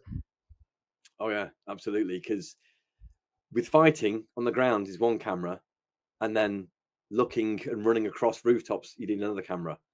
So it was really difficult, and it was that went back and forth for a long, long, long time. It's again, like, you leaping across the city should have been easy. Like Tim stuff with the speed, that's you trying to work out the puzzle of how do I take shortcuts and all this kind of business. But actual navigation should have been easy. But yeah, it was always difficult because you were this giant character. You have to look down on everybody. But when you're in the city, you want to be looking up as you're traversing and fighting things. So I remember it being kept changing back and forth, and someone go, well, let's make it this. I'm going, yeah, but now this bit's unplayable. Or let's do this other thing. Yeah, now the other bit's unplayable. So it was like a medium between the two. It was difficult, and I'm pretty sure with modern tech these days we could fix it quite easily. And speaking of difficulty, then, difficulty in general, I think was something that the game also drew a bit of criticism for. It was a hard game. It was made a bit more difficult due to lack of save points or checkpoints. Which would mean you'd have to start levels over again. Alien Resurrection is another game that's famous for how hard it is in our little circle of things. And that came about as a result of QA testers and developers getting a little too used to the game, so they dialed up the difficulty, thinking it was too easy for the general audience. We were curious as to the approach, EuroCom took with the game. Why the difficulty? Why the lack of checkpoints? Was it power fantasy? Was it you guys finding it too easy because of how long you've been working on it? What was the story there? I think there's potentially a lot of those things. That's a very common thing that happens with game development anyway, right? So when you've been playing the game for so long, you stop noticing the things that are a problem. This is why whenever you hire a new person, the first 2 weeks of them playing the game and the build are vital for them to point out all the things that they have a problem with, because you've got used to it. And it doesn't matter if it's early prototype or if it's late stage. They're a brand new player to it, so what they say is important. You might not be able to do anything about it. And so I would say that, to the point about the camera, we'd kind of got used to how you use the camera. The controls, we'd got used to the controls. It's not like we weren't trying to improve it, but there's a point where you're kind of like, well, we think it works. Difficulty wise, again, yeah, I mean, we played, you end up, when you're scripting and triggering a level, you play that level 50 times a day, not to completion, but you're playing the same thing, you're checking, and then with save points, a little bit of that is probably somewhat of a hang up over when the game was open world to then when it became linear. And if I remember correctly, checkpoints or being able to do checkpoints was problematic because of the save state, because you would have to make sure that there would be nothing around, because everything was like, for as strong as Euroland was, the engine, and we could do a lot with the scripting, but I seem to remember, and Kev, you can probably correct me on this, the save state or saving the state of where the script was or what it was doing was always problematic. Does that ring a bell? Because like you would you'd have all sorts of things triggering and going off, and the save state was problematic because of knowing where creatures or people were, their health state, where projectiles were, and that kind of thing. So that's what I seem to remember about one of the reasons why the checkpoint system was so problematic. Does that ring a bell? Yeah, it was gonna be like Vice City, which so basically if you only save between missions, so if you do stuff in between missions, nothing really gets saved. Now with all the characters, you just turn them on and off again. I remember at the time a lot of games that were like GTA clones were making things like higher poly and having characters that you could follow around and do stuff. But again, it's all those problems. It's like no, like GTA. Again, you turn one way, you look the other way, and everyone's deloaded and respawned, and it's fine because it creates that atmosphere. There was a game that was set in London. It looked just like London, but it was always empty because it couldn't. Yeah. Yeah. Oh, that's going to bug me. Hold on, I need to look it up. But do you mean like you could put the thing about London or any kind of major city is it's always packed, so you need it to be packed and just put a backdrop of Big Ben, and it doesn't look anything like but that's what it looked like in the movies and things like that. So yeah, I remember the Getaway. That was it. That was it. Yeah. So we looked at things like that and was like, no, we want all the people, but yeah, the save state. It was have to be. It was like more smaller, chunky little missions that you do, and you save in between those things. But it was never meant to be difficult, and I found that the controls could be fiddly. And again, they were streamlined. Like we made things automated a lot. It was a lot worse, which is not good. But I'd put it down to the fact that, like, we knew about making games. It's not for you; it's for the target audience. Because we'd done that before when we did the second Duke Nukem game. And we're like, yeah, we're gonna make it really hard. It's gonna be this, and we're like, oh, that was a mistake. Which Duke Nukem did you do? We did Duke Nukem 64 and then Duke Nukem 0 Hour, both set in 64 games.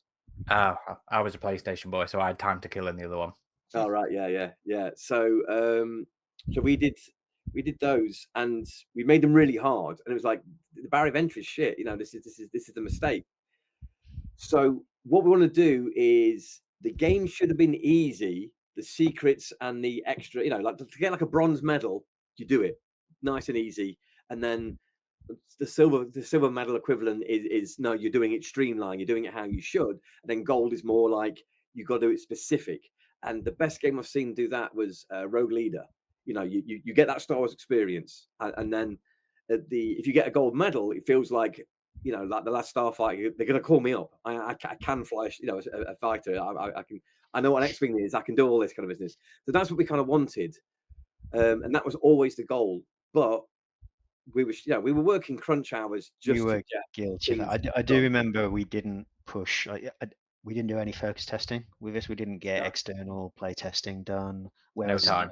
Other publishers with more time, we lived and breathed by the results of focus tests. We had a really big, like our greenlight milestone was partway. We'd been working on it for 4 or 5 months before it got formally greenlit. It was a bit of a nervous time, but yeah, it was definitely no focus testing. I think we all were getting a little bit used to playing the hell out of it. QA naturally were gods at playing it. So look, it's fair criticism. We've seen comments that the game's hard, but it wasn't the intent. I mean, certainly you guys, we've probably all worked with designers. I know of one who it was his mission to make games as hard as possible. That was just his thing. But yeah, that wasn't really the intent, but it kind of probably happened by osmosis. No, that kind of like 3 medal behavior is what I'm a massive fan of. So you get the experience, you could be that character, then you've got to be that character, but how like the devs intended, and then you've got to be pro, or the most stealthiest thing, or the most violent thing, or the fastest thing, whatever. That kind of stuff is always how it should have been. But just getting it out there was, what we should have done is chopped half the levels and then polished everything, because it was just getting it all out. There was one level that is really hard, and I'll take a lot of blame for a lot of things. The one with Tim had, where the missile comes out of the fog. That is bullshit. 1,000 ways to die. Yeah, that was the hardest one for us when we replayed the game. Was that mission? I remember playing that, going like, dude, like what? like where's this come from? It's like, it spawned from the fog. I'm like, the how? And you'd fall off like a 50 billion story building and die, and you're like, that was brutal. That was the future world, right? Yeah, or the like Sky City type. Yeah. I mean, I was 5 years into game. I didn't know Yeah. better. It's a rite of passage. I have since become better game designer because I the amount of times when I've been mentoring like junior designers who think it's fun to spawn enemies behind the player after they've gone through a door and stuff. That's an age-old thing. Or like you get to the end of the level and the key for the door to go through is back at the start of the level, and it's like, no, that's really dirty level reuse. But these are things that you learn through the craft, and this was only 5 years into the industry. I mean, I should have known better, but The whole of Duke Nukem 0 Hour was that level. Tim. All right, we've all been there. yeah. So Oh, man. exactly, yeah. So yeah. That's funny because obviously as a kid I'd got through that level on the Xbox without any save states or anything, but when we were replaying it, I had to use a lot of emulator save states to make it through that mission because I was like, I'm sick of fucking replaying this. I'm just saving it now. My apologies again. I seem to remember the hardest level being, or the hardest level I found was one of Rich's levels, which was the one with the Xenomorphs, because they were. Rich did the alien levels, yeah, definitely. He did the alien levels. Yeah, That he was just the did alien. I think Yeah. that was the one that I, or maybe I just have, I don't know. Yeah, maybe I have PTSD. It's As a interesting. kid, Real quick, Aaron, because we had kind of a disagreement on this. We did a retrospective podcast of the game recently, and I think, was it like half of us thought the alien levels were really hard, and I found it a reprieve after the previous one where I was dodging all the missiles and running through the catwalks and stuff. So I didn't find the alien missions too bad, but I remember you, Aaron, you got really frustrated with it. So I never finished the game in my teens. I got to the alien missions, could not get past the alien missions, and I gave up. Yep. Until we were replaying in prep for all the celebrations this year, and made it through. So yeah, aliens made me rage quit in this. Aaron found it harder. Clearly, if he didn't get through it, but he was able to get through the I can't remember what it's called, the Future City one. 1,000 Ways to Die, I think, is what that mission was called. And I'm living up to the name, right? Well, I mean, that leads us on to the next question quite nicely, to be honest, because the aliens' surprise appearance in two of the missions, it divided us. It divided us as a staff. Adam fucking loves it. I'm not keen on it, not just because of the difficulty. I'm also a little Predator. Like we said at the start, this was the first solo Predator game since Predator 2, not counting the mobile game. So a little bit of me as a Predator fan is like, for fuck's sake, I've got a bunch of AVPs, I've got a bunch of Alien games. Can I just have a Predator game without any Alien inclusion, please? That's where I came at it from. I've kind of mellowed on it now over all these years. Whereas Adam was very much like, I fucking love AVP, let's connect it all, let's have it all together, which is perfectly fine mentality. A lot of fans felt that way. And from a licensing point of view, I have to understand that has got to be difficult. So how the fuck did Aliens end up in this solo licensed, solo titled Predator game? So the Weyland-Yutani thing was always going to be part of it, right? Because we needed like corporations, we needed this story, and we did a draft of this story, and it always from day one had like Weyland-Yutani, ties, and it was the New Way City and all that kind of business. And then the producer over at Fox Vendor was like, "Hey, why not fucking just put aliens in it?" And all of a sudden, like everyone on the team was like, "Really? Like, can we do that?" I was like, "Yeah." So it's like, "Yeah, why not?" It was around the time of we got told about AVP as well, so that gave extra kudos to. Yeah. Okay, guys, it was late, wasn't it? It was late. It was late. It was around that halfway mark. Never in until, no, yeah. it was I a seem late to edition. remember us being worried. Like Rich was working.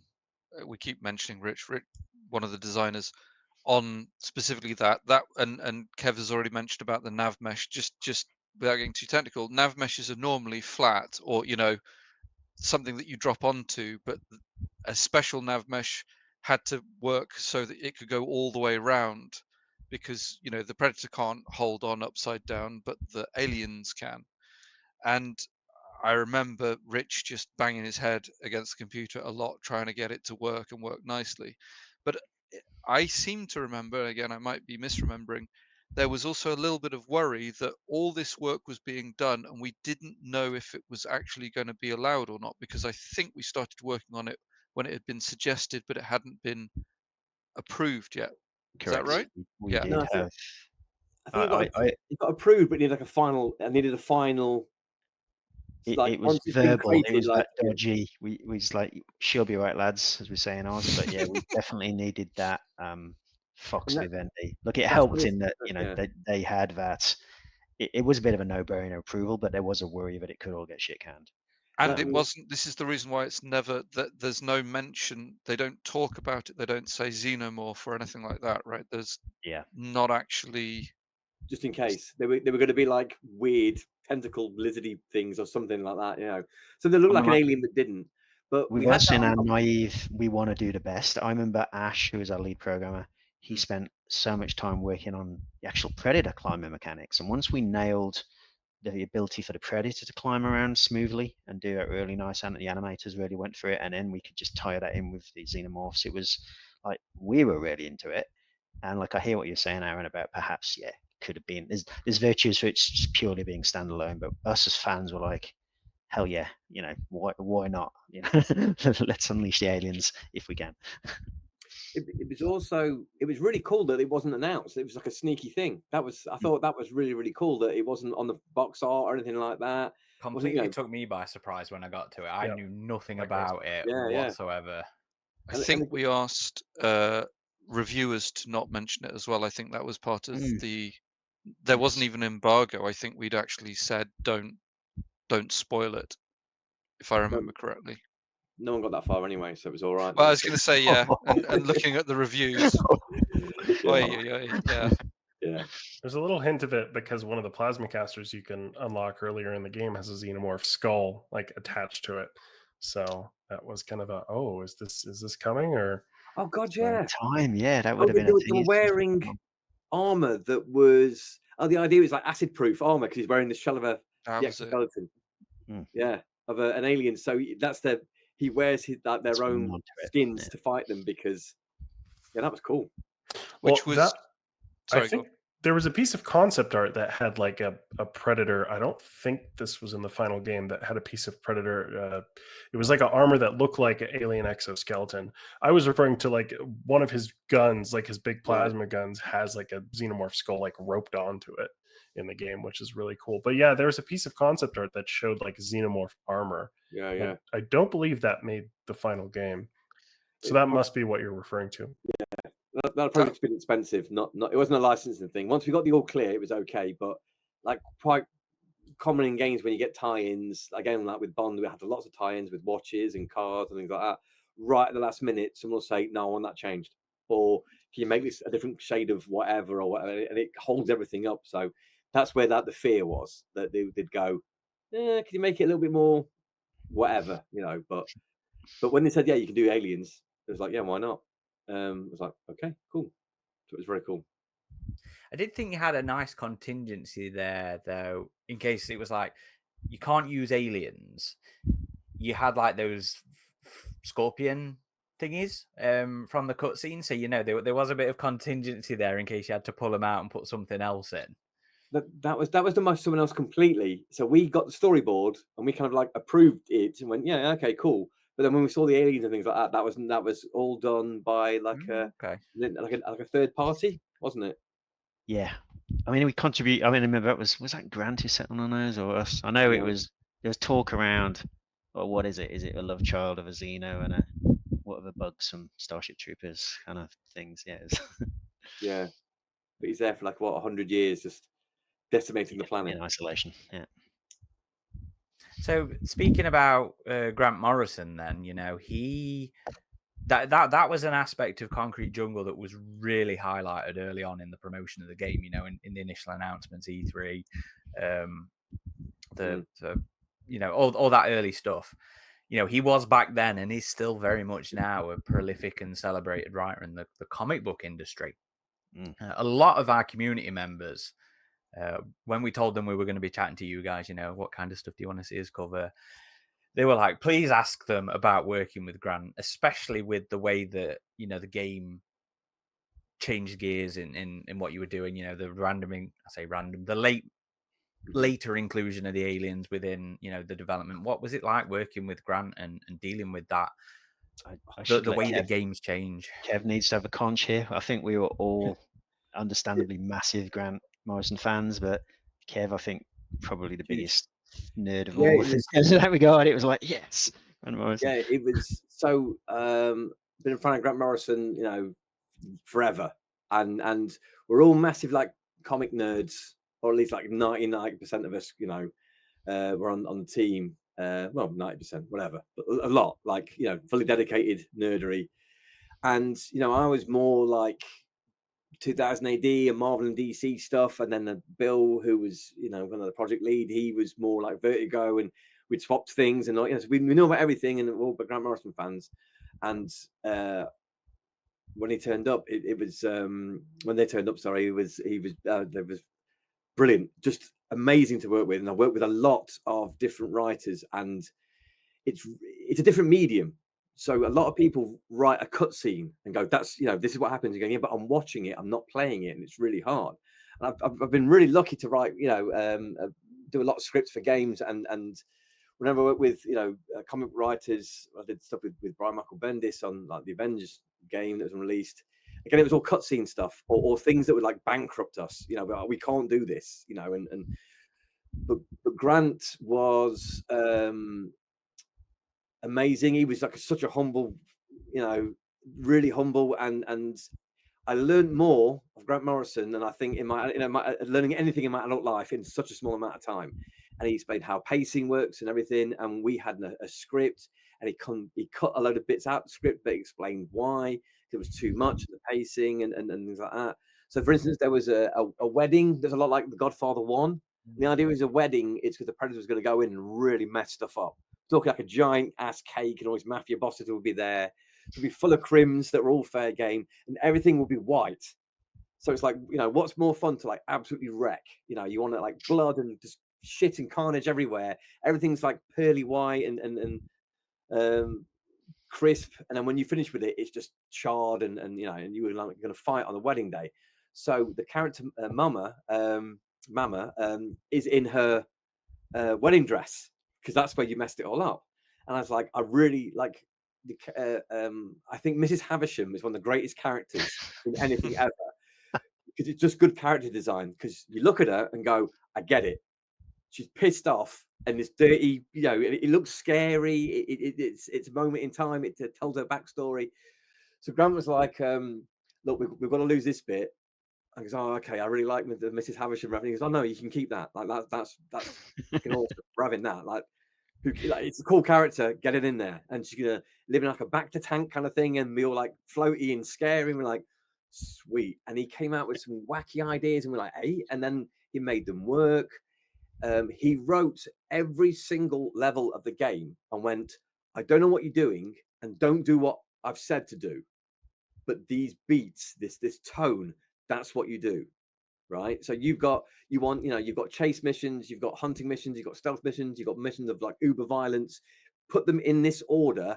But I've said you're fighting, you know, character X or gang Y. Sod that. Change it to whatever you want it to be. So he plotted everything for us, and he made it really easy for us to keep our ideas and put his ideas in. And there was no like, no, that's shit. It was like, no, that's not going to work for this reason. But we do it this way instead. You're like, this is brilliant. And years later, I did while I was in Australia, I did like a creative writing course, and they showed like a science behind the kind of creativity, and that's what he was doing, but like better and wackier. It is like, and it's something that I've always been a fan of. Like, you know, I love the creative side, I love the world building, I love the storytelling, but you've got to have the science and the tech in place first, the foundation, before you can. If you create fun, cool stuff, and it just falls over on its arse. Again, this is like you very much see this in indie games. You mean, you've got this really cool ideas, but you've got to have a good foundation kind of thing. And he was really good at doing that, even though he had a limited understanding of how, you know, video games work. They were brilliant, and And at the time, he said he goes by different pronouns now, so I keep getting it wrong. Had a project with DC on the horizon, but he didn't tell us what it was. It was secret. And it turned out that was the Justice League stuff that they worked on, which was brilliant. And I was like, I can't believe you're doing this Justice League relaunch where he took the main characters, like, you know, the big ones, the Flash, Green Lantern, Batman, Superman, and then, you know, reinvented everything. And it was amazing. And he's also working on this Predator thing with us, and it was just a highlight. That was a highlight of the project, a highlight of my career, to be honest. I've worked with a lot of people, famous people that have been really, really sound and super nice, and so don't meet your heroes, but absolutely. It was a joy. It was fast. It was, from a production standpoint, it was fast turnaround. He was on conference calls with us and Vivendi. Like Kev said, we shared all our story beats and basic designs, and he just really helped craft it and tie it all together. Mega chilled. Very well. chill. Yeah. So would you say Grant, like in terms of his contributions to the overall narrative, the overall finished structure of the game, you know, how much of that is what Grant did? How much of that came from you guys? I don't know. It's hard to put a percentage on, because it was like we had a story with a beginning, middle, and end, you know, but it was about one city that would evolve over time, and you'd see it in the past, you'd see it in the future, and you'd see it evolve with weather patterns through the seasons. I think thing had come out as well. What's it called? Batman Long Halloween, which is a very similar thing, where it's the same setting and different. And so it was like, we can keep the budget down, right, by having the same city, but it could be, you know, Halloween. It's now Christmas. It's going to be summer. It's going to be this kind of thing. So that's how we plan to do everything. And it was much better that way, budget wise. But then they helped change all of that. But took our story, so it was our original story. By the time they finished with it, it was very different. So I'd say it was mainly Grant's work, but we kept all the cool bits. Story, not the gameplay wise. That was our deliverables. He evolved it. Everything was amazing. So it's hard. It's like, you know, our pass, Grant's pass, our pass, Grant's pass. Grant's details, then we fill out the end. So it's hard to. Is it mainly Grant Morrison? Was it mainly us? Was it 50-50? I don't know. Collaborative. It's hard. It was our idea, and Grant Morrison made it work. Like, made it, you know, what it is. It would have been, you know, all over the levels, stretched too thin all over the place. Like Grant's work. Yeah. He also was working on a Battlestar Galactica game at the time as well, but this was pre the relaunch of Battlestar Galactica, so I don't know if that ever came out, but it sounded really cool. But there was a classic one around that era on the Xbox. That was also Grant Morrison. Yeah. Get it downloaded right now, and we'll have a look. And it's probably going to have too ambitious of a game, but a really really cool story.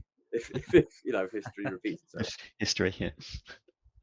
Yeah. So I mean, as with any video game, we're sure plenty of stuff gets left on the cutting room floor, you know, when Concrete Jungle finally shipped out, and also considering the open world origins of the game. So maybe you already answered this with the wedding crash bit, Kev, but I was curious for you guys. Was there any particular gameplay element or mechanic, or just anything at all that you regretted not being able to see in the finished game? Why don't we start with you, Tim? Sure. I mean, the obvious one is not being able to do.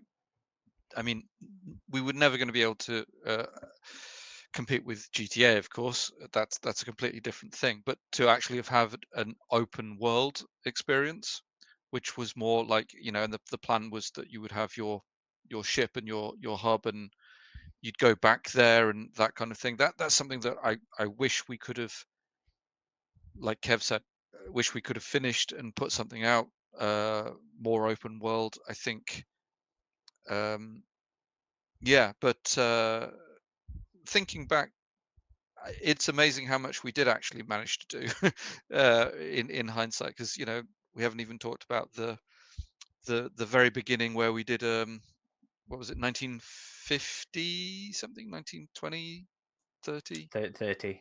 30, 30, that's yeah. it, yeah. So and that stuff just as an introduction, and like, yeah, I don't know, I can't, I'm trying to think of other things. The big one is not being able to deliver on,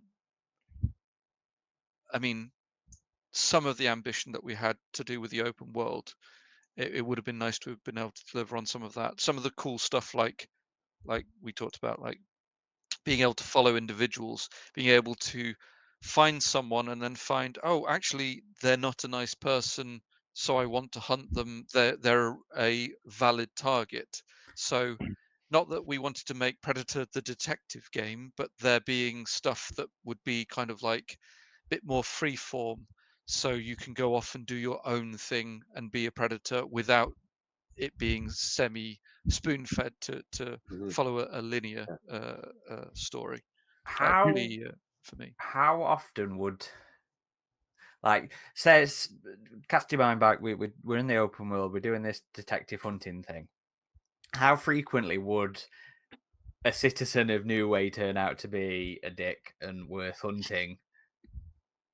Was Well, there like a set percentage on that? Was there an algorithm that was going to be like, or was it just you've picked this specific NPC, number 7, in number 7's database, this guy's a dick, we're going to get him?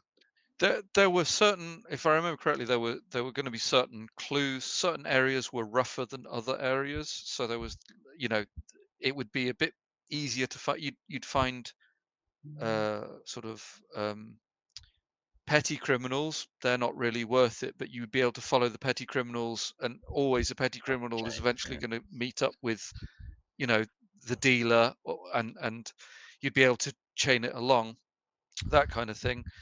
I think, if I remember correctly, there was a plan. I don't think it ever got implemented, but there was a plan to have like a system to make sure that eventually you would just come across someone. Otherwise, we didn't want the player to spend hours looking and everyone is a model citizen and that kind of thing. You'd always find some sort of dirt, or and we definitely had like strong plans to have almost, you know fun things, like to find that some guy is stealing from his employer or that kind of thing. That doesn't make him a valid target, but it was just kind of fun stuff to discover. um but yeah, the actual balancing system on that was never fully implemented. Yeah. We could trigger. So we had like what was called stand patterns.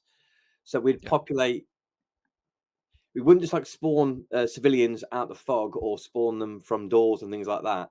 There was preset things like big gangs in circles or a thing happening, and as you ran through it, it would populate or it might not. There'd be a percentage, and how that would have worked would have been like a timetable. So at certain times, there's more things that happen and less things happen. The more stuff of the city evolving and feeling like it was alive, that would because you could spend time just doing nothing, just like you can in GTA. You don't need to do the missions. You can just piss around and see things, and it makes it feel alive that way. The stand patterns, I remember distinctly, like hot dog stands had stand patterns as well. Yeah, So people would just go there, queue up, and there could be all sorts of different people. So it wasn't just a stand pattern, wasn't just for gang members, or there was yeah, even It's cash point things like, machines and things yeah, like cash that. point machines. Yeah, and There were areas where prostitutes might hang mhm. around, of course, yeah, and not that we were going to have anything particularly bad, but the implication was.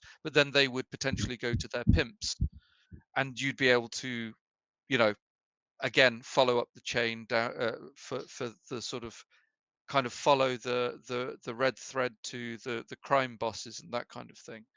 But again, there was also finding the balance of like what works well, and what, you know also, this is supposed to be a living, breathing city, but also I'm a predator. I'm supposed to be looking for the mm, alphas out there. Like, I'm looking for challenges, and yeah, that was kind of a tricky balance to There's find. going to be a lot of crime. It was beginning of Robocop 2, where you Mm. see someone walk, and then they get mugged, and then they get mugged, and then something else happens, and then the car crashes, and then the thing blows up, and it's like, that's how crimey it is. And again, like, we had all the girls, the girl gang, Yeah. but then they would stop, and they would not be around anymore after that certain mission. So, you know, things would evolve. Gangs would take over certain areas, and there'd be more of them and less of these, and blah blah blah. We So were experimenting with it. I mean, that's my big regret as a living, breathing city, because that was our pitch, that was our original intent, and we just, for numerous reasons, technical, time, we just couldn't deliver on it. But there were, you know, we were talking about gangs taking over areas a bit. You know, GTA's done it really well, but we'd have like the servitors or the matadors expanding their influence, and you could affect that. And it was just all those big ambitions, just that they're on the cutting room floor. Yeah, proper You know, systemic design, right? yeah. Yeah. If I'm sure I've seen, you know, it's online. We get it. It's great to see there's still some, you know, the hardcore fans will say nice things about it, and you know, would there ever be a sequel? And perhaps, you know, we should talk to Tim about funding via Kickstarter or whatever we can do that. Yeah, if we had our time again and we could really do open world, there's stuff we'd want to get back off that curtain floor for sure. Yeah. Well, we'd certainly love to see a sequel. I was curious though about how long into development would you say before that switch happened between the more open world structure to the more level based one? That was very late. Very late. Yeah, really, really late. Too late. Well, yeah, it'd have been. I still think we should have, in hindsight, which is a beautiful thing, it started again, but we didn't. We had all these little missions that were like things that you find when you're walking around a big open city, but now all of a sudden they're not these little missions, they're these big full 40-minute scripted levels. So they become much more detailed, and this is where we were stretched too thin. You know what I mean? I've got to, like, think of like a rampage in a GTA game, or you know, you drive from A to B, you get a bit of dialogue, you get a bit of a scrap, and then that's the level over. You know, there are quite small levels in the, not as GTA in open world games. You know what I mean? It's all small, but then you become like a level based game, and that's it. It's got to be loads more polished. So, you know, I remember near the end we were just literally, I was nailing some of these things. I worked on 50% of the levels, but that's because I had to kind of like get them all out. You know what I mean? And everyone was kind of focused on different areas. So there was a level that was kind of like 3/4 done, which was the one where you fight like the revolutionary kind of bosses, where you go and take that mansion. I think, Tim, you started off with that one, right? And then you, Yeah, I think I started off because that's the Yeah. one where you end up fighting not the servitor at the end, maybe. no, it wasn't. It was the guy who looked like Brad Pitt in The guy mafia looked- one. yeah, the guy like Brad Pitt in Fight Club. So Right, we yeah. did that level, and it was all planned out and everything. So it's all like mapped out, and Tim done like the first pass on it. It's like, now I need to polish it. And I'm like, we haven't got time, you know. So with that mission, I remember creating like 2 big holes in the floor, made them islands so you couldn't run around the whole area. Oh, And yeah. then I was like, I can't fill this. We haven't, like, there isn't enough time, and I was working stupidly late hours. So I was like sat there and I was like, I'm gonna do this. So we had it so they were attacking, and I put one of the Ulysses robots that they'd spray painted and things like that, and got them to attack. So you had to protect the robot all the way up the thing. That was it. Yeah. So that was done in like a couple of days. So, you know, we had the scripting and like the boss fight part of it, but I could not populate it. And again, when it was an open world game, that was fine. It was just an area to explore. Now we have to turn it into something that was going to, you know, hold you there for a good 20 minutes. So it was a lot like, if you're familiar with Ready Steady Cook, the old game show where you go, here's a tomato, here's a sausage, and here's something random. Make something out of it. You're like, right, okay. And it was like that. It was taking those pieces and doing things and kind of creating fun elements. So like for that instance, for that level's quite easy. But again, I didn't want to make it difficult because. But it was originally very difficult before you took it over. Like I'd completely forgotten about this. I was struggling because you have this big open area that you have to traverse up to, and so to make it so that you couldn't just run straight across it, I tried to make it hard, you know, so you'd have to, if I remember correctly, there was cars or something some Yeah, form of there's like scanning points or something. You have to take people over there. And that was it. But it still felt, and you didn't have the feeling of being a predator either, I don't think. And I remember now, yeah, like Kev mentioning, when he put the robot in that you have to follow, suddenly it changed things a lot, and it slowed down the pace. It stopped you from being able to easily just do it very, very quickly. But it also changed the tone, and it's things like that. And there was quite a lot of us working on each other's levels. Yeah, oh my goodness, yeah. Now I'm having lots of flashbacks. Again, I think it was a really good level. I think it was cool in the end. You know what I mean? Maybe it's slightly biased, but I think it was. But when it was open world, you can have these big, massive grounds that have not much in them, and there's guards and bits and bobs, and it's okay because the mission was literally the bit at the end. But when it becomes a full-blown mission, that's it now. Like you've got to fill it, and it's like it doesn't rely on. We had those AI that could spawn in and out and fight en masse, and what was really cool is when you went invisible, they attacked the last spot that you were at and little bits and bobs. But all of a sudden, it becomes, when it's a single mission, the amount of script that needs to go into it is about 400% more. That's where it went wrong to me, and where everything was spread, and I think that you have a little bit less quality but a lot more quantity, and that's what makes an open world game fun. Is it feels like it's alive, and yeah, that was kind of the issue with all that, and it was just difficult trying to fill all these little bits and bobs in and hold the player there.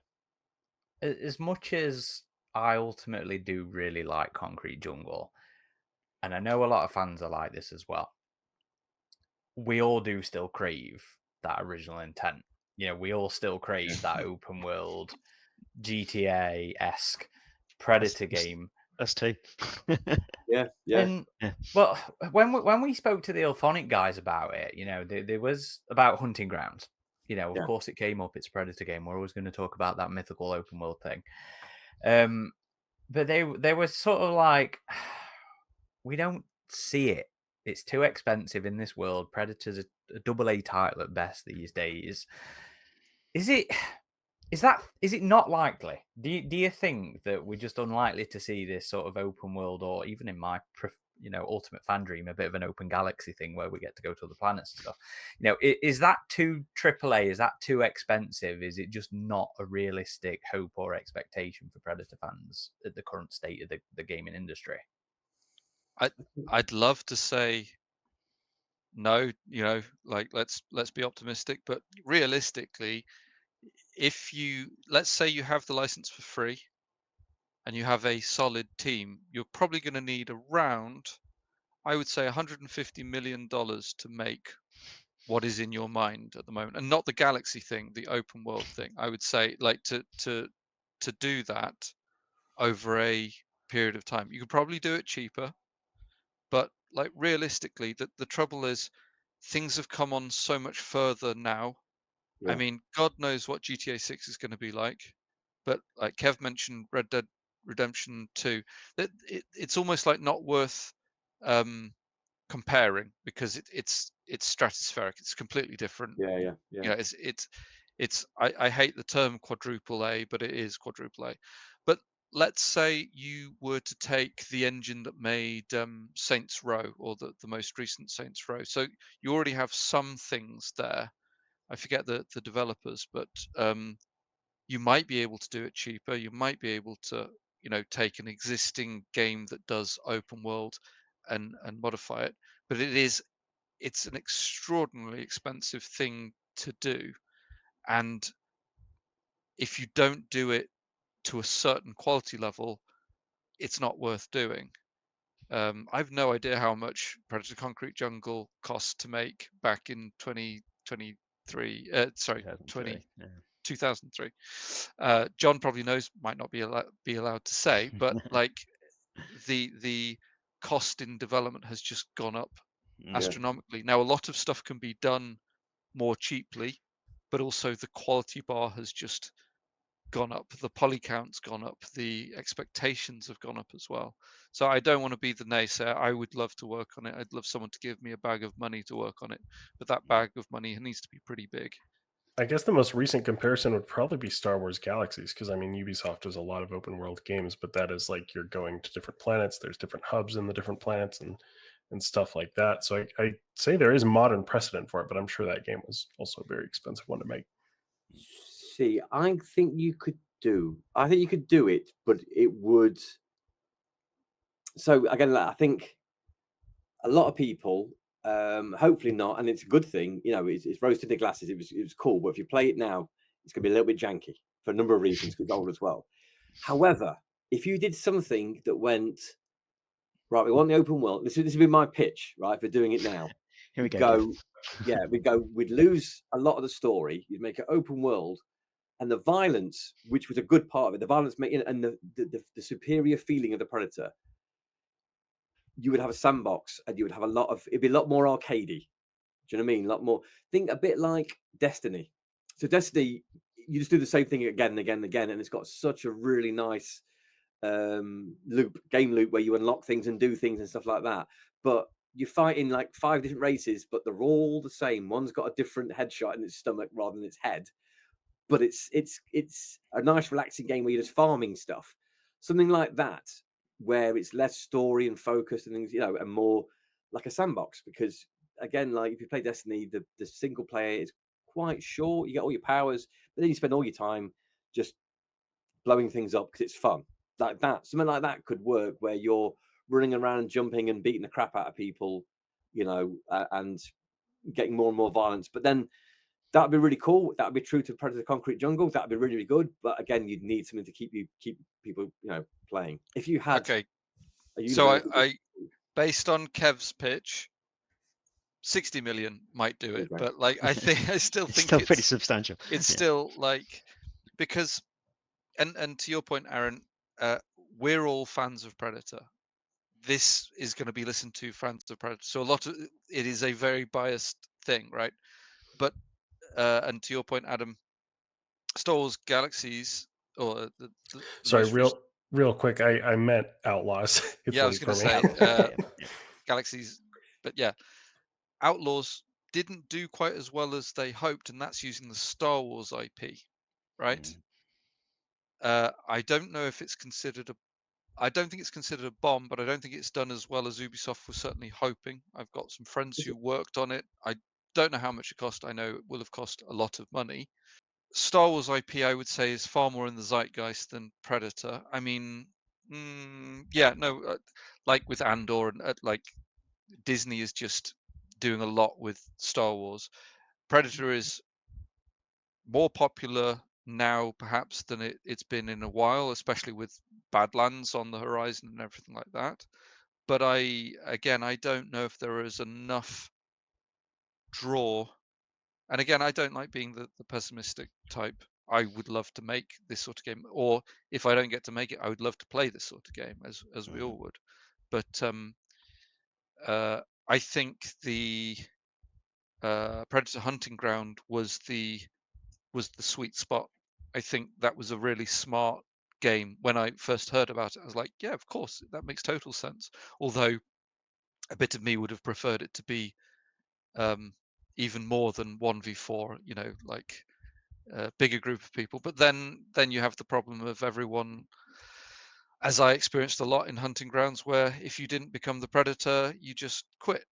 Like so many people just drop out, and you're like, oh, come on, you've got to accept that sometimes you can't be the badass, the Predator. So yeah. But also as a bit of a counter to offer some hope, right? So same target audience ish. The RoboCop game was sick. It was brilliant. You know what I mean? That was awesome. Yep. The RoboCop game, just massive violence. You know what I mean? It did one thing. It had limited hubs, which didn't, like, you know, Detroit was like 4 streets, bizarrely. But you're like, all right, whatever. Don't worry about that. It worked. It was cool. It did the license. You know, it was faithful. Yeah, it is. Super. Yeah. It was. And again, it was just like, do I want intricate stuff, or do I want to sit there with my gun and just violently blow everything up? Yeah, that's fair. That's very fair. That developer has come up in our discussions a few times, just with the work they did on Terminator and RoboCop, as like someone we'd like to see a Predator game from. Yeah, They're It's in your knocking it hands. out of the park with the 80s stuff. So yeah, absolutely. Yeah. That's But it's also one of the things I look at, which is really, really good, is one of the biggest games out there is Fortnite, and they've got they know what they're doing, because they create these characters that are like these anime characters that I'm going, I don't know what this is, I'm old, get off my lawn, like I'm just confused now, I don't know, they have some other things going, I get it, but also they have like Ash from Evil Dead, they've had RoboCop, they've had like the aliens skins you get there are brilliant. The Predator was in there. Like, it's all really good stuff to go in. Hey, middle-aged people that still like games and hang on to it, you're going to buy this, and the young people are going to buy this, and you're all going to play together.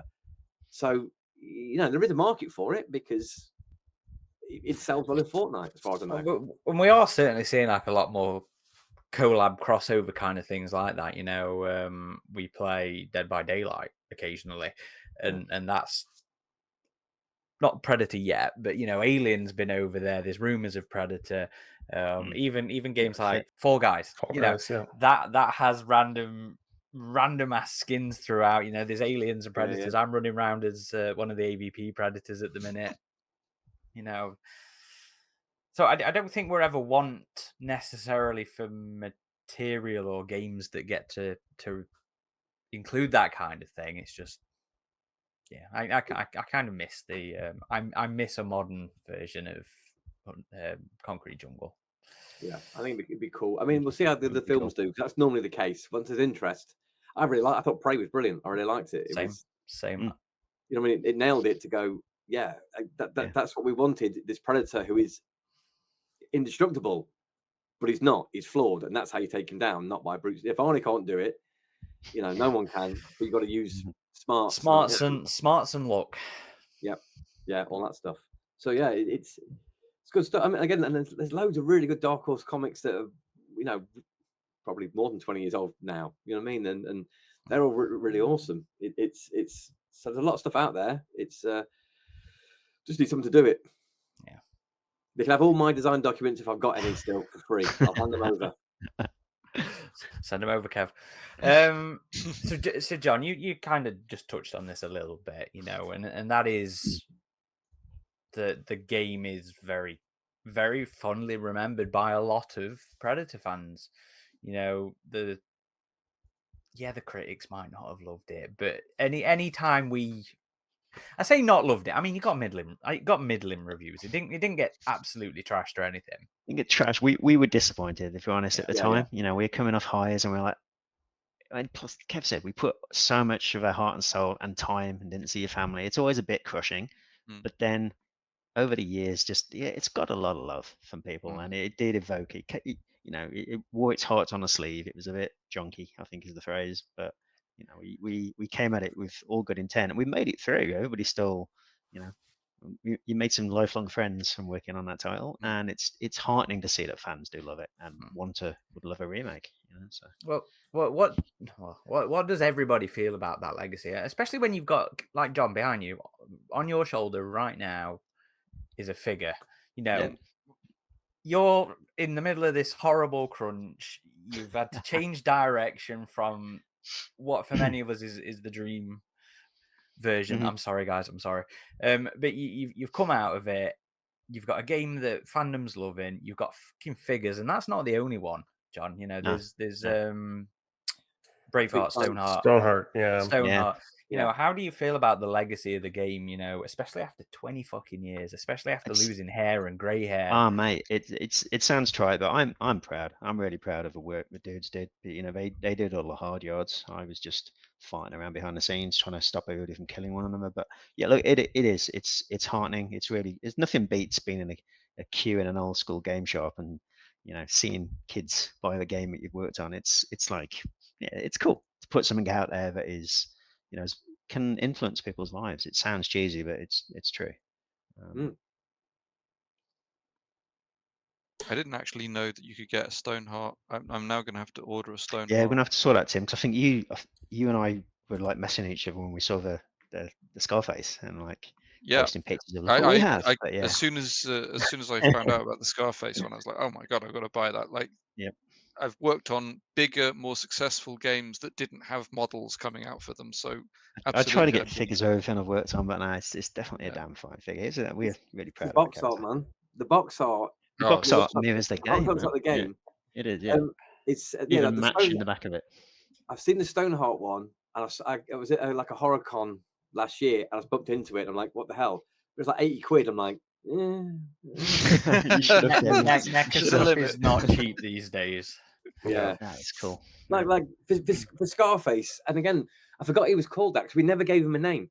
We never No. gave him a name, and I remember I said like he's going to lose an eye because all the Predators look the same, right? So R1 will be branded, so he's going to have his eye missing, and then his mask was meant to have like a smooth bit, so he's only got one eye, so you could spot him in a crowd. That was the whole point.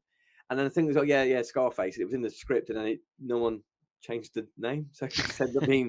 He was like I think Grant Morrison called in the New Way Devil, which I was like, that was sick. That was really cool. Sick. Yeah, Yeah. that's in like the early dialogue, and I think the opening cinematics. Yeah. It also helped though. If you remember, Daz was obsessed with Scarface. You know, the animator was. Yeah. Actually, yeah.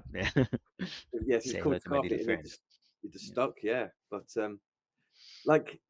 Years ago, someone was on about a Predator retro, and I went, "Oh yeah, I worked on this and blah blah," and that bit's true and that bit's not. But it's really cool, and I have been answering things on that thread for about a year, right? Oh, nice. And everyone's been super wholesome, and it's been I never expected this, never, and everyone's like.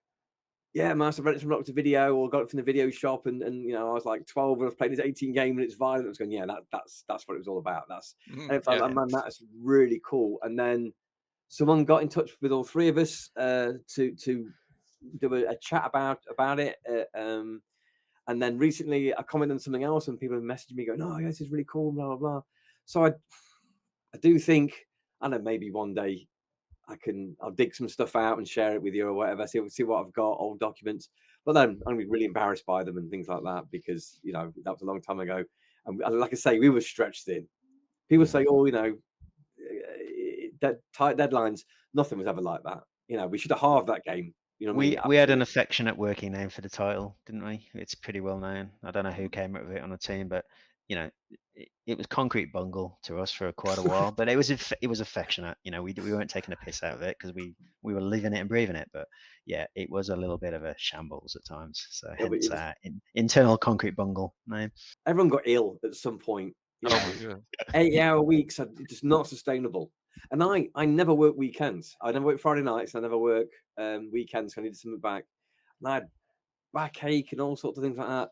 But honestly, seeing all these comments, people going, "Oh, I played this. This was really cool." And it seems like naughty kids or nerds transitioning to be naughty kids. And like, yeah, this is it. We've done some influence in the world. I mean, this is really cool. So I'd never expected it. The figure blew my mind, and I was like, I'm buying that Scarface figure, no matter what the cost that is happening. And yeah, it's been super wholesome. Never expected it at all. You know what I mean? It's been amazing. So yeah, like this is never. It's awesome. Who'd have thought we'd be talking about this 20 years ago? Exactly. Of all the games we worked on, it wasn't the one to do this. You know what I mean? So I'm glad it is. Very quick anecdote. So back in the day when you did physical media, you'd go gold, and it's such a weird thing when you make a game and you go gold, because there's like 6 to 8 weeks from when you go gold to when the game actually comes out, sometimes even longer. And it's so weird because you've been building up to this momentous thing that even back then there were people who were excited for the game and talking about it and stuff like that. And it's so weird because it feels like such a damp squib, because okay, wow, we've accomplished this, we've succeeded, and no one's celebrating because the game isn't out or anything like that. But I will always remember when Predator went gold, because it was about 2 a.m. in the morning when the disc was, because the disc had to be burnt, it had to be checked. He's already been mentioned earlier, Joel Garabidian. He was the person who was checking the disc. He was in the same office as you, I think, John, right? Across the hallway, I think. Across the Literally hall, right. opposite me. Yeah. he's checking the disc. It's 2 a.m. in the morning. One of the weird things at EuroCom was it had they were all, it was like closed offices, so 2 or 3 people per room, Mhm. and you all had a phone, or most people had a phone. There was a little trick you could do. Yeah, Kev's now remembering. There's a little trick you could do where you Just could the concept of dial a phones. certain number and it would just act as an intercom, so you could just talk to everyone. Yeah. And the minute we knew it had gone gold was because Joel played Spandau Ballet Gold through the intercom system. So at 2 a.m., there's loads of cheers going off, and everyone's like, "Oh my god, it's finally done!"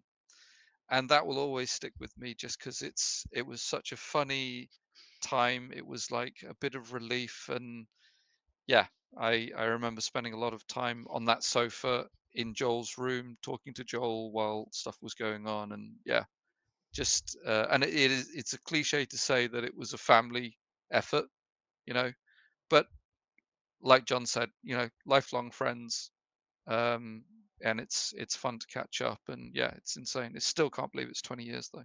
Just on the topic of titles, not Concrete Bungle, but the title, it shares the same name as the first comic, the collected comic. Yeah.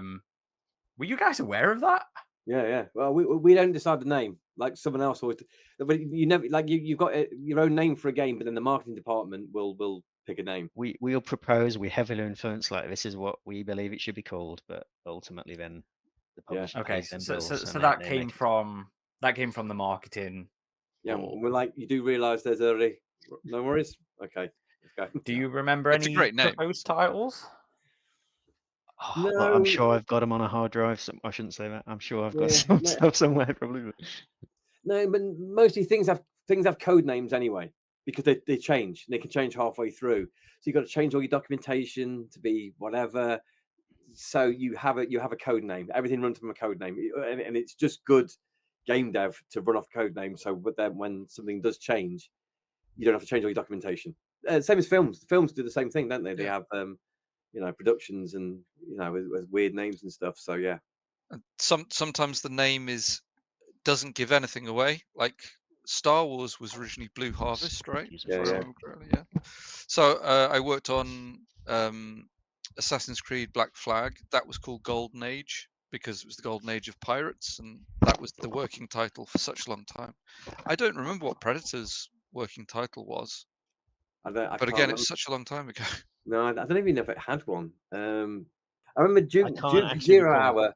When the title was A Quarter to Slaughter, which I thought was really cool. That's I a remember great that name. one. Yeah. But yeah, Predator. I know we've I think mentioned there's something Bond a like few times. You remember the shenanigans with Nightfire? Because that was like a softcore porn film, wasn't it? We had to get the rights to that name. So Yeah. somebody like, yeah, somebody. it was Yolt, wasn't it, for ages? Yeah, but the actual Nightfire we had to get. We pointed out, like, there was a film called. I'm sure there was a film called Nightfire. Oh, in Predator, wasn't there? Someone used it was some kind of construction thing, and someone put a name on it, and then someone went it was like yellow and black tape or something, and it turned out it was like a suspect porn site or something like that. Yep. And they were like, we got to remove that, and we're like, we had to check our source art for it. Yeah. yeah, and the guy's like, I don't know, it just had like a name, like an industrial name. Just look cool. Like, yeah, it's like some kind of bear related specific porn kind of thing. We're like, yes, you do. So we're like, you need to change that. I was like, yeah, we had no idea that was a thing.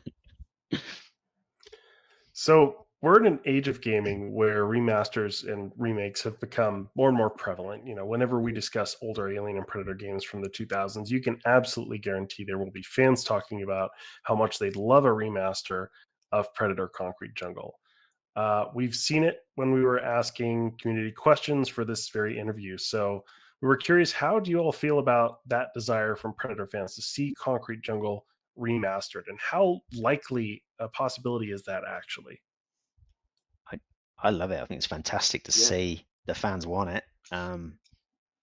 We've talked a little about the realisms of costings and whether it could be viable, but seeing the fan love for it, I'm 100% behind it. If there's any way we could get the gang band and get the gang back together to do it, for sure. But A or any remake other is developer. more doable than a a true concrete jungle of what we wanted to do when I was talking about the 60 Yeah. million, 150 million kind of thing.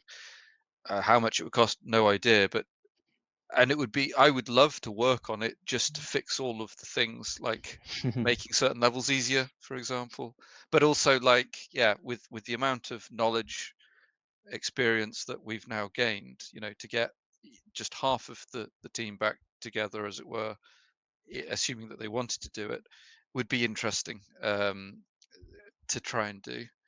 But I mean, it's so old that I bet, like, again, like the stuff Tim was talking about earlier, like when the nav meshes in today's modern, tech, it's just done. Whereas that was like pain, you know what I mean? And putting the grab points on by hand for every ledge in a city, that was madness, you know what I mean? And that would Insane. be Yeah. that would doing be like collision half a by day's hand, job, you know what I mean? Now, yeah. you know what I mean? It'd be nothing. So if someone wanted to do it, I would absolutely be more than happy to help out in any way that I could, and then give them as much stuff for free as possible. You know what I mean? Like, and go, here's what You we've heard done. it here, guys. Everything. Aaron, you heard it here. Yeah, like completely. You'll If someone to publish do it it, get our blessing. You know what I mean? Yeah, But yeah, it's going to be more getting it from the licensees. Like, that's going to be the trickier part. Nah. Thankfully, I don't think it's as wrapped up as AVP2 was in licensing issues. But I mean, you see the remasters that companies like Night Dive and Aspire are doing these days with games like Tomb Raider and even like the Turok trilogy that just end up being so awesome for a younger generation of gamers that never got to experience these games back in the day, that are not readily available and that are just boosted to kind of modern technical expectations. And so I would love to see that for the game. Personally, it's something that's been kind of frustrating for us fans, because there's so many really good Alien, Predator, and AVP retro games that are less accessible. So to just be able to buy that on Steam and play it on modern hardware would be really cool. Yeah, they released like Dark Forces and Django Fett and all those other ones. And yeah. I don't think Django Fett did too well when it came out, but obviously Dark Forces was amazing. But again, they bring out some random things that weren't that hyped originally, kind of thing. But who knows? Who knows? Maybe one day. So that's it.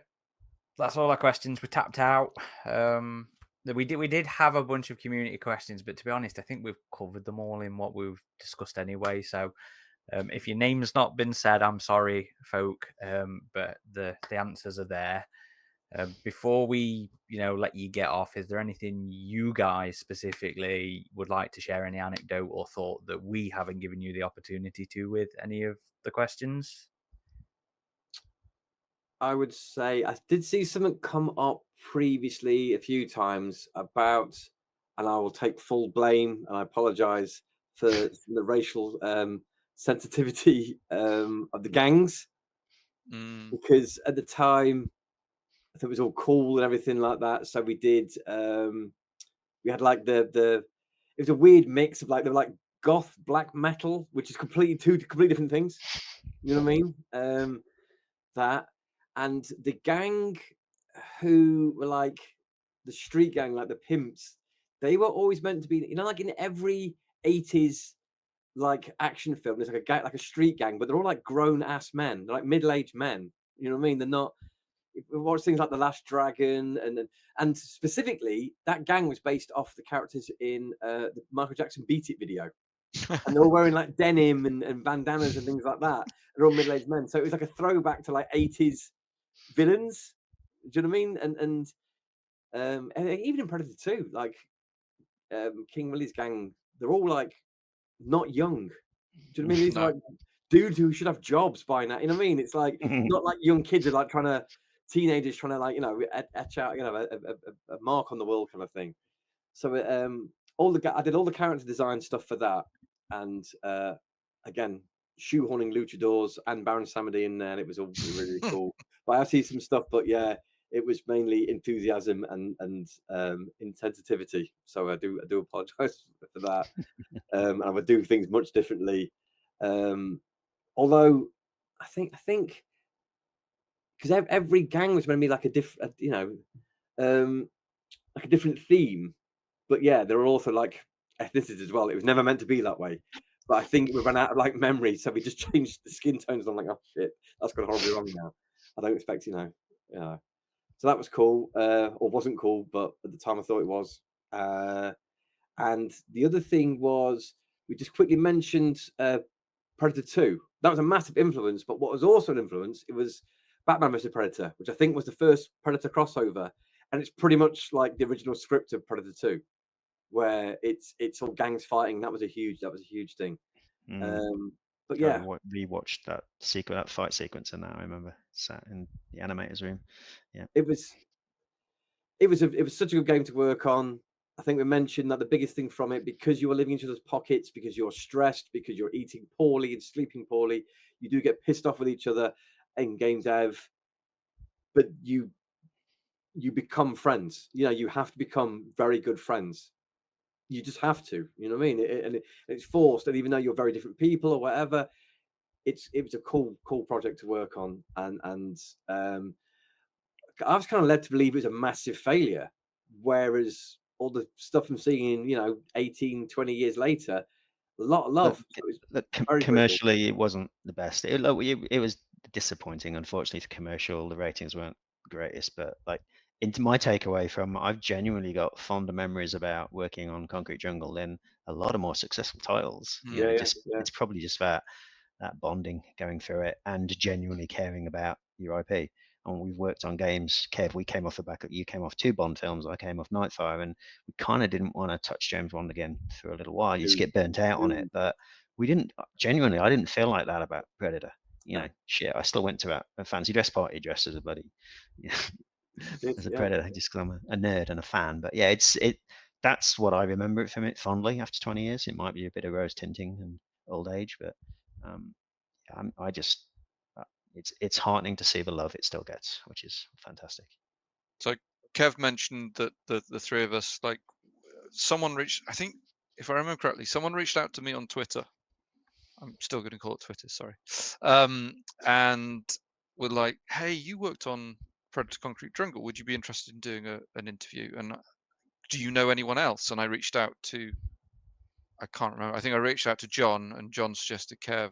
Anyway, and we did a little bit writing answers and stuff like that, but it was just that kind of thing.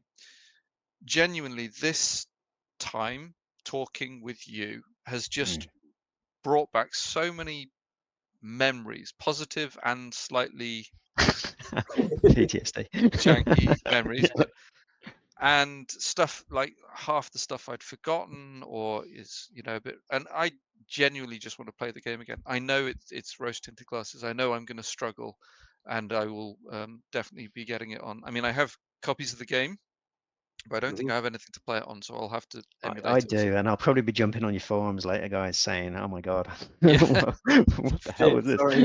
But yeah, I want to. I definitely want to play it again. This has been this has warmed an old stone heart, definitely. Yeah. I'm glad to hear that. I mean, the game was a lot of fun for me picking it up. I think I was still a teenager at the time, and I just had a lot of fun with it, and it was great revisiting it. And honestly, these interviews with like the game developers that we've had on with you guys, with Alien Isolation guys, with the AVP Extinction guys, just hearing the stories of the trenches has been really cool. So again, we really appreciate you joining us. But before we let you go, I told Aaron I wanted to show you guys this. I don't know if you've seen it yet. So we commission artists for various things.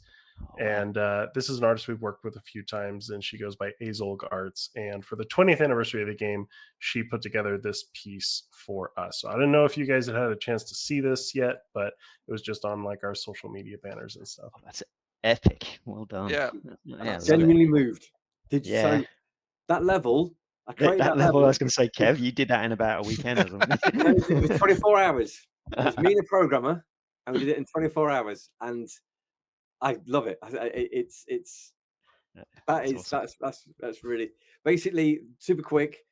We had no time. We got no last level, right? So I got one of the artists to export the character, and go just export the character and make him grey for me, like make him super grey. Like, okay, do that. and then shoveled and made them all flat surfaces. And when we have got no level, but I'm going to use this character as a level. We put floating platforms because it's the future, so I could do that. So you fought your way up, and then and we create the whole level in 24 hours. And we did it, and we finished about 6 a.m. I remember we went home and it was broad daylight because it was like. And I remember having to try and convince Vivendi that this was the thing to do. And they were like, a lot of other choices. Yeah, and they were like, "Oh, can you make some tweaks?" I'm like, "No, you had that 24 hours. That's it." And then but and then we did it all. Basically, the whole thing was like the combat was filler, just to get him to run into the palm so you can behead him next to that thing. Yeah. Well, I mean, Kev, we talked about this on our retro, and we were like, the game opens on such a cinematic tone and feel, and then it fucking ends on this incredibly cinematic tone and feel. And to know that was scraped together in 24 hours. But that was always the vision, though. It should have always been like that. It was always these moments. No, it was always going to be this GTA style, just smashing people and doing stuff gameplay and just chasing and doing all these little kind of predatory things with these big beats, cinematic beats. Story. Yeah. You know what I mean? That's what it's meant to be. That's the whole game. You know what I mean? It was all that kind of stuff. That's why everything's low detail and it streams, but you never run far enough across the city to appreciate all that. It, yeah. Yeah, but the whole thing was and who was the real, what was his name? I can't remember his name. The son of Bruno, because you thought it was someone else. Hunter. He was based off Mike D Hunter. from Beastie Boys, because he always seemed cool but a little bit awkward compared to the other guys. So we put him in. It's all coming back to me now. But yeah. And another quick thing, possibly for the fans, but constantly in Predator, as we're doing the story and all of the big stuff, we had like a Predator like Venn diagram, and we wanted no overlap with Klingons or Orcs. But as soon as you get into like honor and things like that, you're like, no, he's got to be. It's like, shit, that's too Klingon. No, that's the. I absolutely hate the way the expanded universe took them a little bit too Klingon. I'm very vocal in my dislike of Steve Perry's, the exaggerated version of Steve Perry's Predators. So, yeah, I'm so fucking glad to hear that. Yeah, no, it was like, this is really cool. You're going, but is it Klingon? You're like, it is, right? Fuck it, that's next thing. And then like Orcs, because Warcraft was just coming out, World of Warcraft. Obviously, Warcraft 1, 2, and 3, which you all played to death. And again, there's like that kind of, they've got like almost like a not samurai, but there's like an honor element going on there, isn't there, with some of the Orcs. So again, I think it's one of those things where the more you explain it, the least it makes sense. But really, like, no, don't.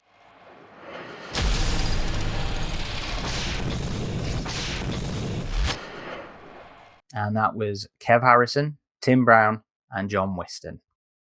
Thank you to the gents once again for joining us and sharing their insights into the development of Predator Concrete Jungle. It was an absolute pleasure. We love getting to hear about this period in the Alien and Predator history franchise. If you want to find out more about these guys, their socials are in the notes below or on the post on the main website. So be sure to head on over and give them a like or a follow. They were very up for going further with the fandom if fandom have any other questions about the game for them. So be sure to hit them up. We should also be joined by them on some live streams going forwards, which we need to organise. So keep an eye out on our YouTube channel for that. And as always, if you want to find out more about us, the hub of our activity is avpgalaxy.net. We're on all the main socials as AVP Galaxy or Alien vs Predator Galaxy. And we've also had the pleasure of speaking to some other developers of the other Alien and Predator games over the last couple of years. We did a retrospective with the developers of Aliens vs Predator Extinction and Isolation. So you can find those on the website, or you can find those on the Facebook, or you can find those on the podcast feeds. if you're listening to this on one of the many podcast platforms, iTunes, Spotify, whatever, please do give us a rating or a review. We'll happily read those out in the future. It all helps us in our visibility to be seen by other fans and to be seen by the professionals that are working on these things and their marketing departments. So all that is appreciated from our listeners. This has been Corporal Hicks. Get into the chopper.